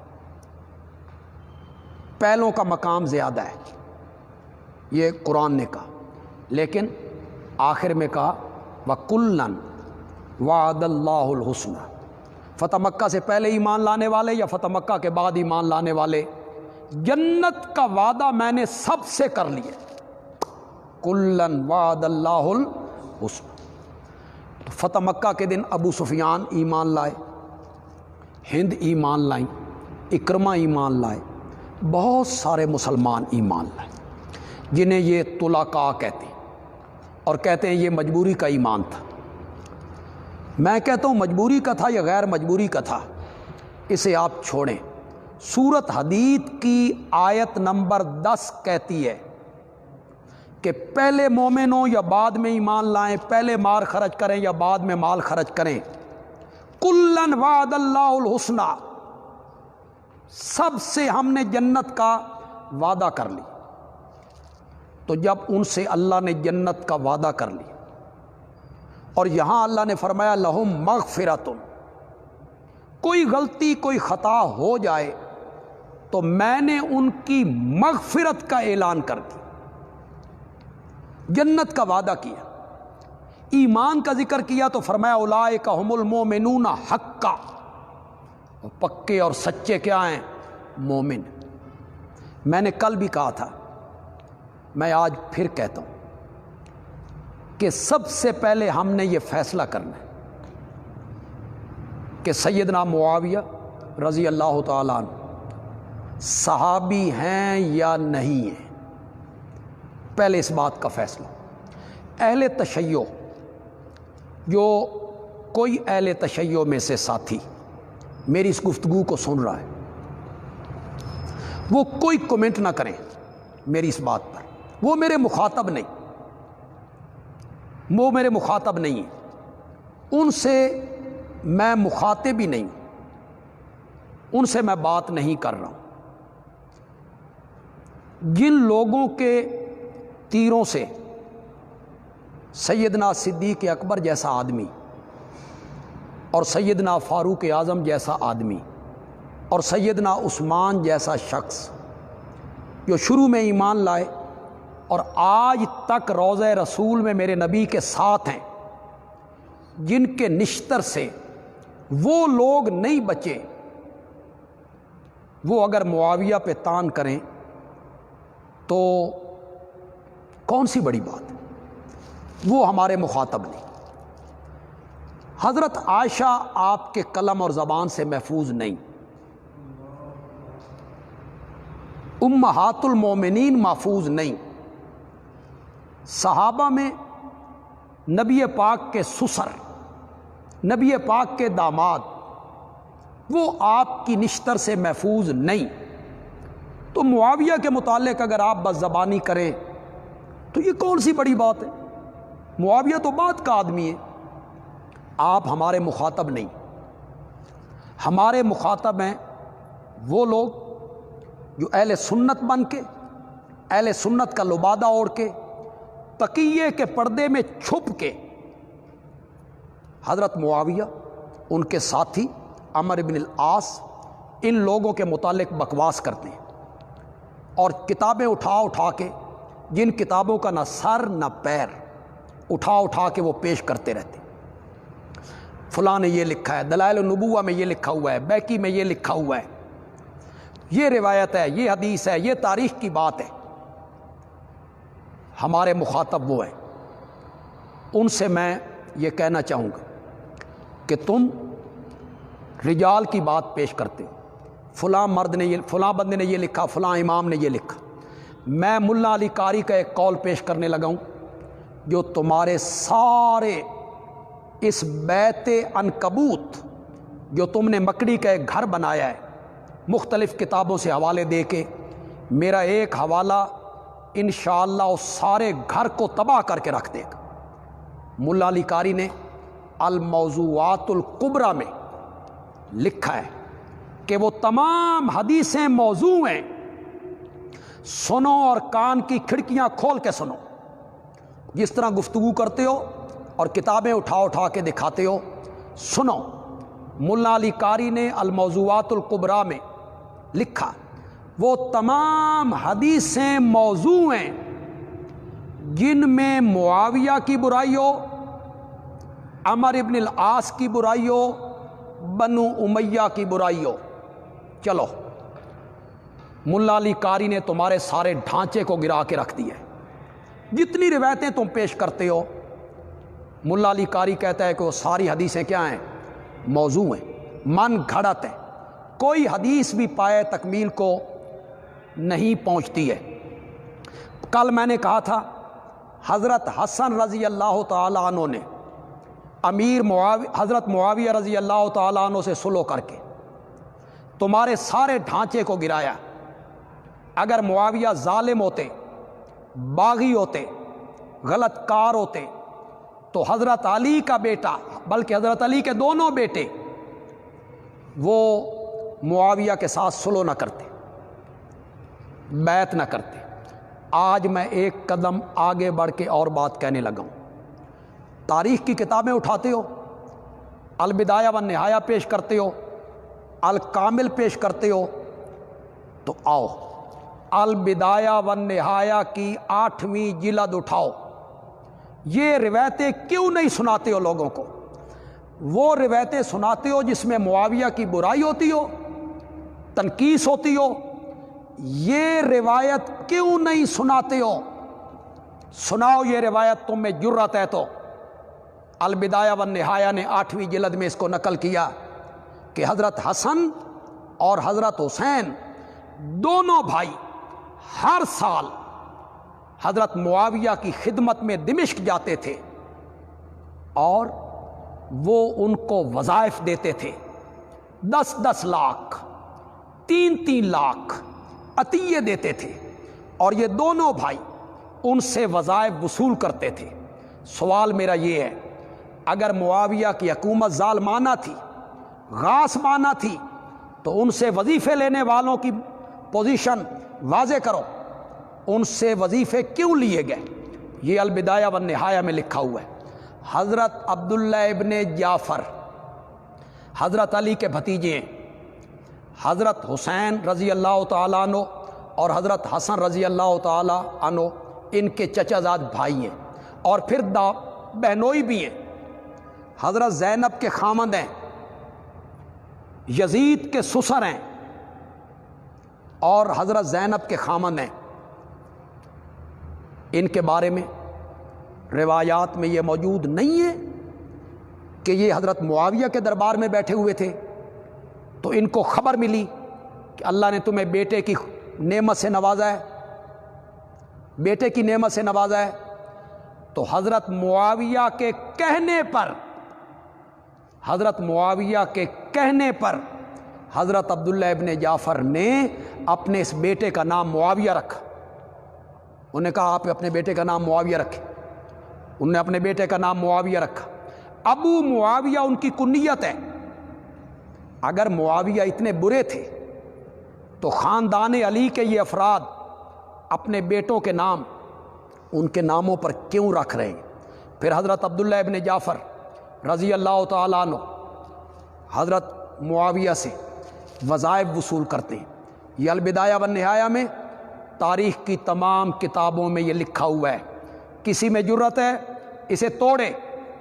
پھر میں کہہ رہا ہوں میرے مخاطب صرف وہی سنی ہیں جنہوں نے تقیے کا لبادہ اوڑھا اور آج اہل سنت کو خراب کر رہے ہیں، کتابیں اٹھا اٹھا کے دکھاتے ہیں۔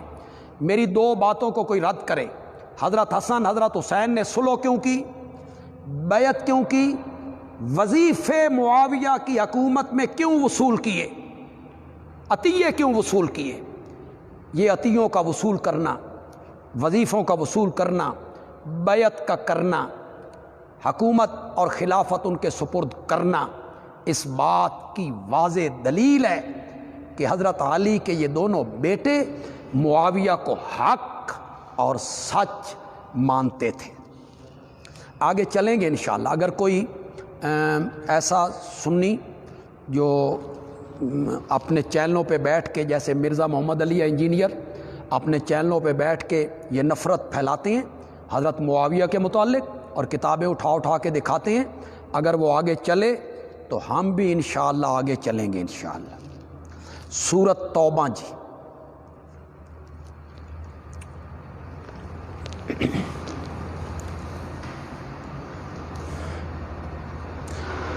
پہلے اس کا نامی ربط، سورۃ توبہ کا نامی ربط۔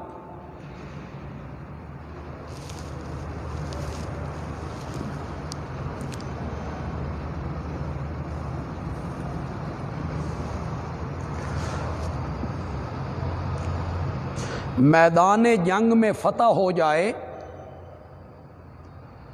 تو انفال اللہ کے حکم کے مطابق تقسیم کرو،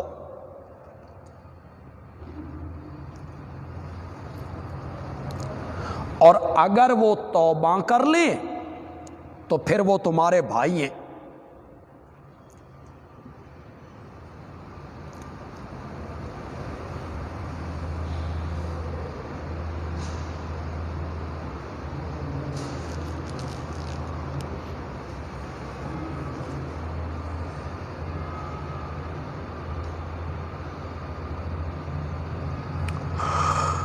مانوی ربط بڑا آسان ربط ہے جی، چونکہ دونوں صورتوں کا مضمون ایک ہے نا جی، ان کے درمیان میں بسم اللہ بھی نہیں لکھی گئی۔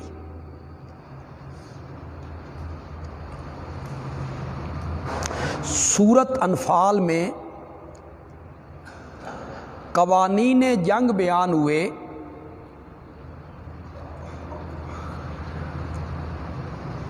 نیز اجمالاً اعلان جنگ کیا گیا۔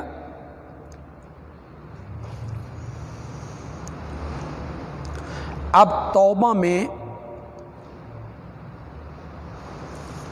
اعلان جنگ کا اعادہ کیا جائے گا اور تفصیل سے بتایا جائے گا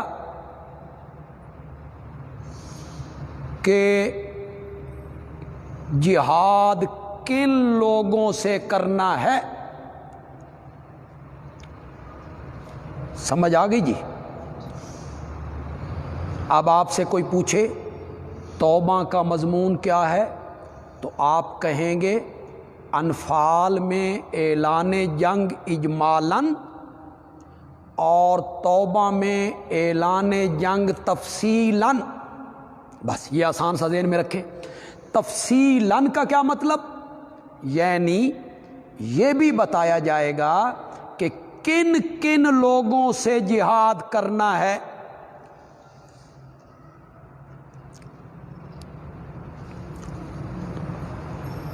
خلاصہ لکھیں جی، مضامین کے اعتبار سے سورت کے دو حصے ہیں جی۔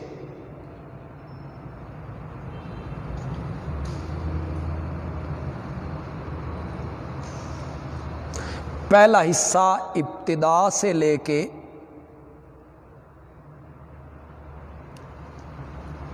آیت نمبر 37 تک،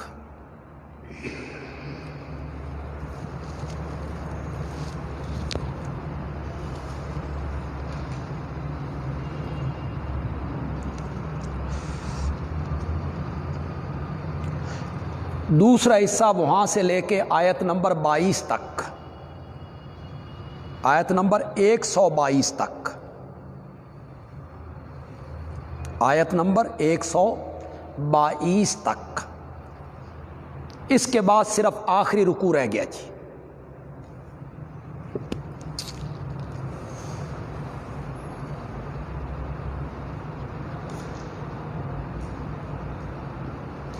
پہلے حصے کے مضمون لکھیے جی۔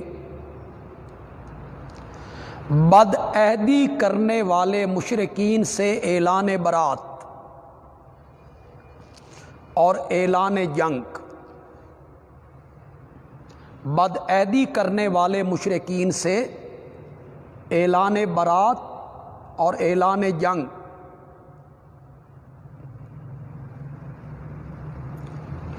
چار موانع جہاد کا جواب۔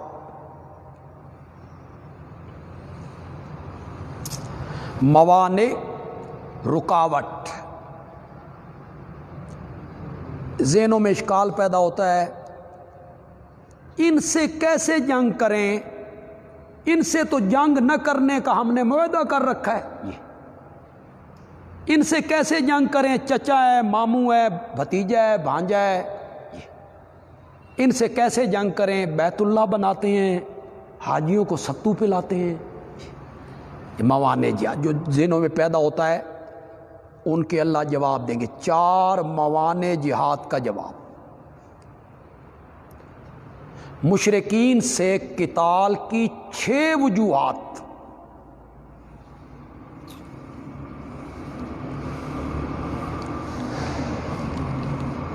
یہ پہلے حصے کا مضمون ہو گیا جی۔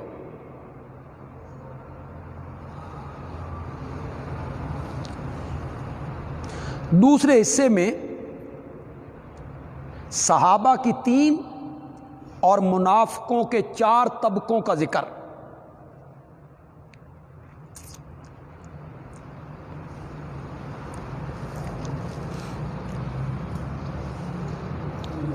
منافقین کے 3، منافقین کے 4 اور صحابہ کے 3 طبقات کا بڑا تفصیل سے ذکر ہوگا جی۔ اس میں منافقوں پر زجریں بھی ہوں گی، مومنوں کے لیے بشارتیں بھی ہوں گی، ترغیب الی القتال بھی ہوگا۔ رہ گیا اب آخری رکوع جی۔ آخری رکوع میں مضامین سورت کا اعادہ ہوگا جی۔ اللہ سارے مضامین کا اعادہ کریں گے۔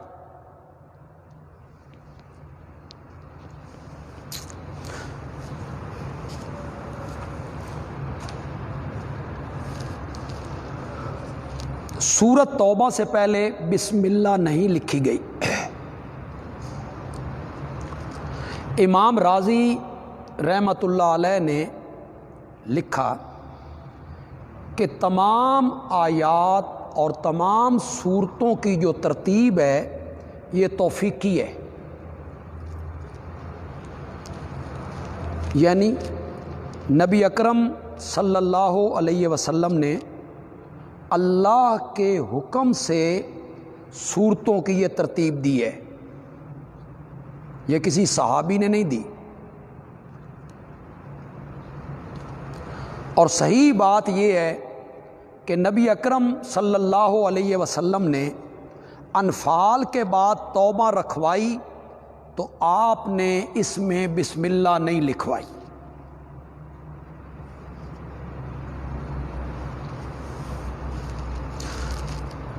تو اس کے شروع میں بسم اللہ کا نہ لکھنا حکم الہی کی بنا پہ تھا، صحابہ نے اس کا اتباع کیا جی۔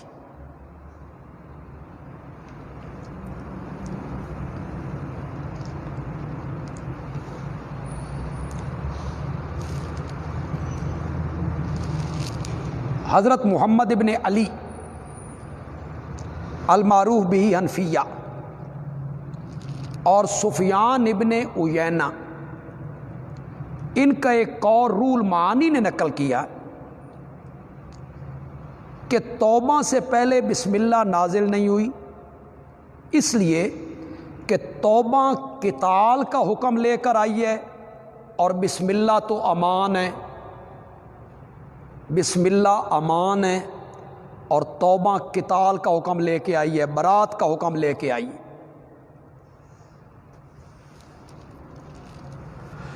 قرطبی نے تفسیر قرطبی نے لکھا کہ مشرکین عرب اپنے معاہدوں کو جب منسوخ کرتے تھے تو اس کے شروع میں اللہ کا نام نہیں لکھتے تھے، باقی کوئی بات لکھتے تو بسمک اللہم لکھتے، لیکن جب معاہدوں کو منسوخ کرتے تو بسم اللہ تحریر نہیں کرتے تھے۔ تو مزاق عرب کی رعایت رکھتے ہوئے اس سورت کے شروع میں بھی بسم اللہ نہیں لکھی گئی۔ حضرت علی رضی اللہ تعالی عنہ نے یہ جب پڑھ کے سنایا اس سورت کو تو انہوں نے بھی بسم اللہ نہیں پڑھی تھی۔ برات من اللہ ورسولہ حصہ اول سورت، حاذہ برات، یہ صاف جواب ہے اللہ کی طرف سے اور اس کے رسول کی طرف سے، کن کو؟ الی الذین عاہدتم من المشرکین، جن مشرکوں سے تم نے معاہدہ کیا تھا۔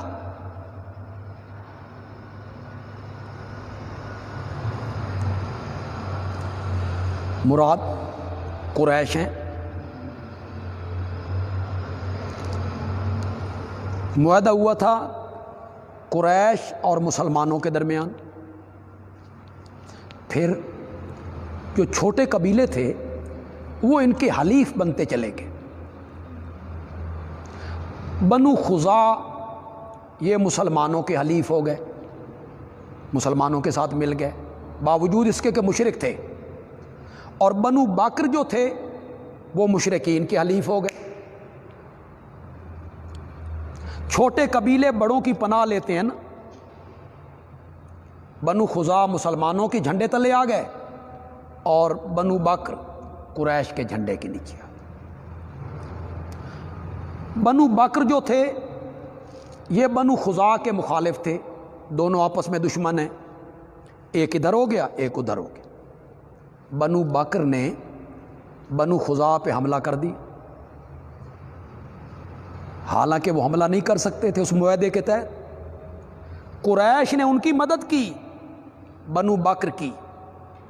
بنو خزاع حال دہائی مچاتے مدینے آ گئے کہ انہوں نے معاہدہ توڑا ہے، ہم پہ حملہ کیا ہے، پھر قریشیوں نے مدد کی ہے، اس کے بارے میں آ رہا ہے۔ یہ صاف جواب ہے اللہ کی طرف سے اور اس کے رسول کی طرف سے ان مشرکوں کے لیے جن سے تم نے معاہدہ کیا ہے۔ کیا کہنا ہے؟ فسیحوا فی الارض، چلو پھرو زمین میں، اربعۃ اشہر، 4 مہینے۔ شوال میں یہ اتری ہے سورت، شوال میں، ذی-قعدہ، ذی-الحجہ، محرم۔ چلو پھرو زمین میں 4 مہینے، وَاعْلَمُوا، اور جان لو بے شک تم اللہ کو تھکانے والے نہیں ہو، اور بے شک اللہ کافروں کو رسوا کرنے والا ہے۔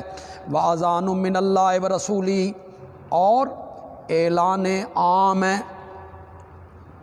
اور اعلان عام ہے اللہ کی طرف سے اور اس کے رسول کی طرف سے، الی الناس، تمام لوگوں میں، یوم الحج الاکبر، حج اکبر کے دن، حج اکبر کے دن عرفات میں اعلان عام کر دو، مشرق مغرب شمال جنوب سے آئے ہوئے لوگ اس اعلان کو سن لیں۔ اس سال جو حج کیا گیا اس کے امیر تھے سیدنا صدیق اکبر رضی اللہ تعالی عنہ۔ نبی اکرم صلی اللہ علیہ وسلم نے اس سال حج نہیں کیا تھا، امیر حج بنایا سیدنا صدیق اکبر رضی اللہ تعالی عنہ کو۔ لیکن یہ معاہدہ عہد کو توڑنے کا کہ تمہارا ہمارا کوئی عہد نہیں، یہ معاہدہ پڑھ کے سنایا حضرت سیدنا علی ابن ابی طالب رضی اللہ تعالی عنہ۔ اس کی وجہ یہ تھی کہ جو حکمران ہوتا تھا یا امیر ہوتا تھا، معاہدے کے توڑنے کا اعلان یا کوئی اعلان اس کا قریبی رشتہ دار کیا کرتا تھا، جو اس کا رشتہ دار ہوتا، برادری تعلق ہوتا۔ تو حضرت علی آپ کے چچا زاد بھی ہیں، آپ کے داماد بھی ہیں، تو اعلان کے لیے انہیں منتخب کیا گیا۔ کیا اعلان کرنا ہے؟ یہ جو لوگوں میں مشہور ہے نا کہ جو حج جمعے کے دن ہو وہ حج اکبر ہوتا ہے، یہ لوگوں میں عرفات کا دن جمعے کو آ جائے نا تو یہ حج اکبر ہوتا ہے، یہ جاہلانہ خیال ہے، یہ کوئی ٹھیک نہیں۔ ہر حج اکبر ہوتا ہے۔ کیوں؟ عمرے کو کہتے ہیں حج اصغر، عمرے کو حج اصغر۔ عمرے کے مقابلے میں یہ جو حج ہے، ہر حج اکبر ہے۔ کیا اعلان کرنا ہے؟ ان اللہ بریء من المشرکین، بے شک اللہ بری ہے مشرکوں سے، ورسولہ بریء،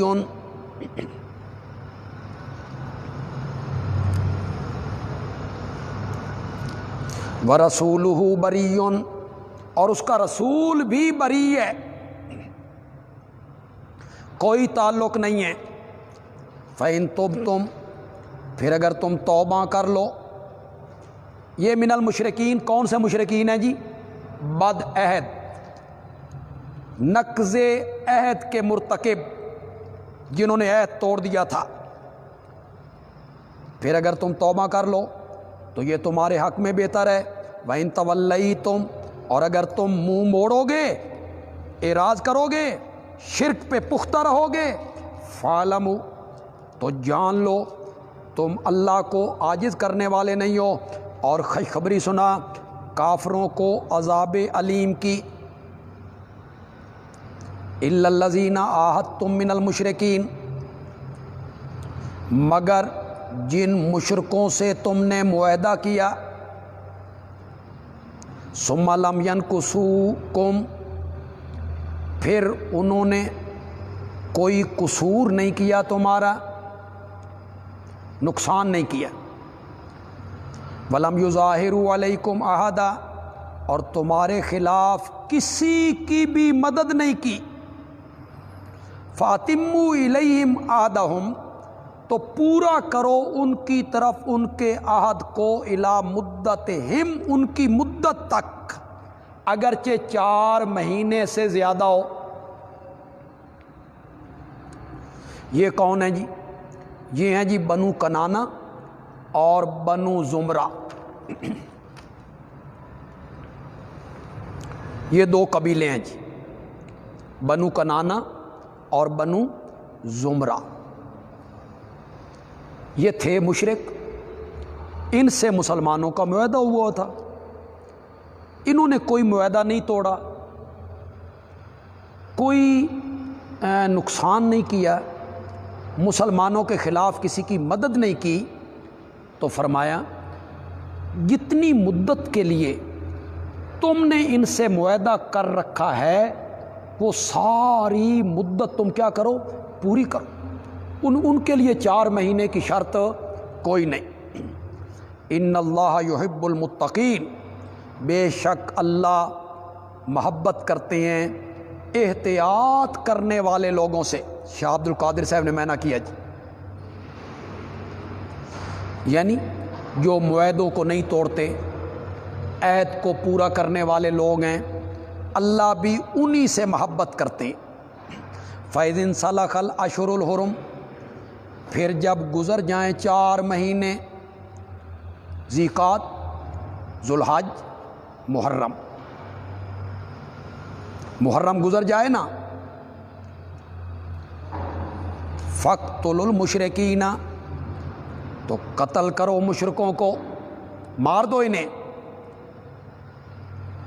حَيْثُ وَجَدتُّمُوهُمْ، جہاں بھی ان کو تم پاؤ، فی حل او حرم،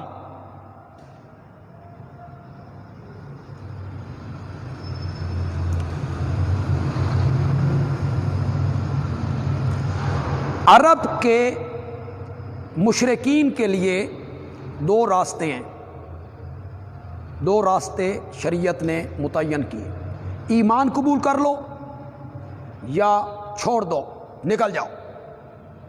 باقیوں کے لیے ایک تیسرا راستہ بھی ہے، ذمہ بن جاؤ، یعنی ٹیکس دو، ہمارے ماتحت زندگی گزارو، بے شک کفر پہ قائم رہو۔ لیکن مشرکین عرب کے لیے دو راستے، جب یہ مہینے گزر جائیں وہ ایمان قبول نہ کریں تو قتل کر دو مشرکوں کو، جہاں بھی تم ان کو پاؤ، وخذوہم، انہیں پکڑو، واحصروہم، اور انہیں گھیرو، وقعدوا لہم، اور بیٹھو ان کی طاق میں، کل مرصد، ہر مورچے پر، مرصد گھاٹ،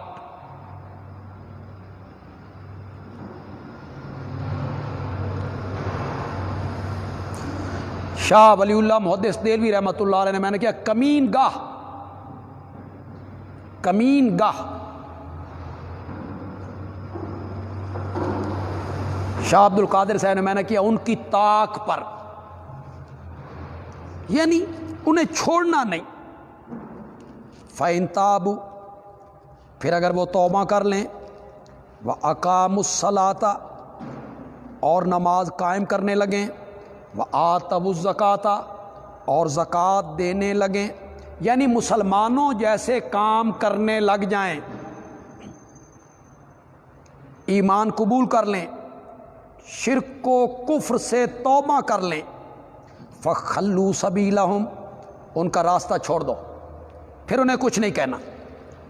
ان اللہ غفور الرحیم، بے شک اللہ بخشنے والا مہربان ہے۔ وَإِنْ أَحَدٌ مِّنَ الْمُشْرِكِينَ اسْتَجَارَكَ، اور اگر کوئی ایک مشرکوں میں سے، استجارک، تو اس سے پناہ طلب کرے،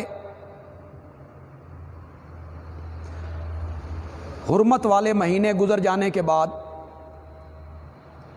یا مدت عہد، جتنی مدت کے لیے ان کے ساتھ عہد ہو چکا ہے کہ تمہیں کچھ نہیں کہا جائے گا، معاہدہ ہو گیا ہے، اس کے گزر جانے کے بعد کوئی مشرک امن کا طالب ہو اور آپ کے پاس رہ جانے کا متمنی ہو، اور اگر کوئی ایک مشرکوں میں سے استجارک، تجھ سے پناہ طلب کرے، فَأَجِرْهُ، تو اسے پناہ دے دے، حتیٰ یسمع، حتیٰ تعلیلیہ، کیا میں نہ کریں گے؟ تاکہ سن لے اللہ کا کلام، تمہارے پاس رہے گا، اللہ کا کلام سنے گا، ہو سکتا ہے اسے ایمان کی دولت نصیب ہو جائے، تاکہ سن لے اللہ کا کلام، ثم ابلغوا ما منعوا، پھر پہنچا دے اس کو اس کی امن کی جگہ، اپنی پناہ میں اسے مارنا بھی نہیں، قتل نہیں کرنا، اپنے وطن، اپنی جگہ جہاں جانا چاہتا ہے اسے پہنچا دو۔ ذالک بانہم قوم لا یعلمون، یہ اس لیے کہ وہ ایسے لوگ ہیں جو حقیقت حال کو جانتے نہیں ہیں اور شرک میں مبتلا ہو گئے ہیں، تو وہ پناہ طلب کرے، اسے اپنے پاس رکھو، اللہ کا کلام سناؤ۔ اس سے معلوم ہوا کہ اسلام کوئی جبر کا دین نہیں ہے، زبردستی کا دین نہیں ہے کہ جبر کرو مان جاؤ بھائی، نہ، وہ اللہ کا کلام سناؤ، نہیں مانتا اسے اپنے ٹھکانے پر جہاں وہ جانا چاہتا ہے اسے وہاں پہنچا دو۔ کل سبق نہیں ہوگا انشاءاللہ، اب ہفتے کے دن سبق ہوگا جی۔ بخاری میں روایت ہے کہ صحابہ نے بتیوں کے پیچھے نماز پڑھی ہے۔ صحابہ کے زمانے میں بتی لوگ نہیں تھے، صحابہ کے زمانے میں بتی لوگ کہاں سے آ گئے تھے؟ یہ بتی لوگ تو پھر ہمارے ہاں پیدا ہوئے ہیں۔ جس طرح اصول تفسیر و حدیث ہوتے ہیں، کیا اس طرح اصول تاریخ بھی ہوتے ہیں؟ نہیں جی، تاریخ کیا ہے؟ تاریخ ہمارے حضرت نیلوی صاحب رحمۃ اللہ علیہ فرمایا کرتے تھے، تاریخ تو تاریخ ہے، اندھیرا ہی اندھیرا ہے۔ جس طرح کسی نے لکھ دیا، نوٹ کرتے رہے، پھر لوگوں کے پاس وہ بات پہنچتی رہی اور لوگ آنکھیں بند کر کے اس کو مانتے رہے۔ جب ہم حدیث بغیر سند کے نہیں مانتے تو تاریخ کی بات ہم بغیر سند کے کیوں مانتے؟ اور وہ بھی ہشام جیسے، کلبی جیسے، ابو مخنف جیسے لوگ، گندے اور کذاب اور شیعہ جلے بھنے صحابہ کے دشمن، ان کی بات ہم نے کیوں تسلیم کرنی ہے؟ بشیر احمد کہتے ہیں کہ ملائیشیا سے لائیو دیکھ رہا ہوں، آپ کی تحقیق کو سلام، بہت زبردست معنی کیا ہے۔ سورت محمد کا نزول 95 ہے، جبکہ انفال کا 88، تو پھر آپ کس طرح کہتے ہیں کہ سورت محمد کی آیت نمبر 4 میں آپ کو پہلے اختیار دیا تھا؟ یہ میں دیکھ لوں گا جی، یہ میں دیکھ لیتا ہوں۔ دشمنان اصحاب رسول کے 1000 سوالات کے جواب دینے کی مولانا مہر محمد صاحب بڑی منفرد کاوش کی ہے، مگر بہت سے جوابات مزید تشریح مانگتے ہیں۔ ہم فرزندان توحید آپ سے ان تمام سوالات کے عام فہم جوابات کی توقع رکھتے ہیں۔ یہ آپ کا نہ صرف بہت احسان ہوگا بلکہ اپنے قلم سے اپنے جماعتی و ساتھیوں کے ایمان کے گرد تا قیامت حفاظتی حصار کا قیام سمجھا جائے گا۔ نصر اللہ ملک تھل سے لکھ رہے ہیں، دعا کریں اللہ اس کی توفیق دے دے۔ قادیانیوں کے بارے میں حکومتی فیصلے کے بارے میں اظہار خیال کر دیں۔ میں نے کلپ ریکارڈ کروا دیا ہے، تھوڑی دیر کے بعد بندیالوی کہتا ہے، بندیالوی پر یہ کلپ آپ سن سکیں گے۔ حرم میں 10 رکعت تراویح پڑھی جا رہی ہے، اس کا جواز کیسے درست ہو سکتا ہے؟ اس سے قبل 8 اور 20 کی بحث ہوتی رہی ہے، بس یہ بحثیں ہی ہوتی رہتی ہیں۔ ہمارے ہاں حنفیوں کے نزدیک 20 ہیں، غیر مقلدین کے نزدیک 8 ہیں، اور عرب کے علماء نے 10 پر اجتہاد کیا ہے۔ تو نفلی عبادت ہے، بس جس طرح ہو رہا ہے ہونے دیں آپ۔ اگر امام صاحب وطر کی نماز میں دعائے قنوت چھوڑ کر رکوع میں چلے گئے، مقتدیوں کے لقمہ دینے پر واپس آ گئے، قیام میں قنوت پڑھ کر پھر آخر میں سجدہ صاحب بھی کیا، نہیں جی، رکوع سے انہیں نہیں اٹھنا چاہیے تھا، بس وہ فرض سے پھر اس طرف آ گئے ہیں، تو یہ دوبارہ وہ ان کو نماز پڑھنی چاہیے تھی۔ اکثر اعتراض ہوتا ہے کہ فتوحات اسلامی تلوار کے زور سے ہوئیں، تلوار ہٹی تو ایسے پلٹے جیسے اہلیان اندلس۔ اب اگر طاقت پا کر مسلمان مخالفین کو تحقیق کر دیں تو جائز، اور اگر دوسری قومیں کریں تو ظلم نہیں۔ اسلام نئی جبر کا، اقراء کا، تلوار کے ذریعے دین پھیلانے کا، کلمہ پڑھانے کا اسلام قطعاً قائل نہیں ہے۔ اسلام میں کوئی جبر نہیں ہے کہ جبری طور پر کسی سے کلمہ پڑھایا جائے۔ حرمت والے مہینوں میں رمضان کیوں نہیں اگر سردار مہینہ ہے تو؟ یہ تو قرآن نے حرمت والے مہینوں کا ذکر کیا اور اس میں رمضان نہیں رکھا گیا، تو میں اس کا جواب کیسے دے سکتا ہوں؟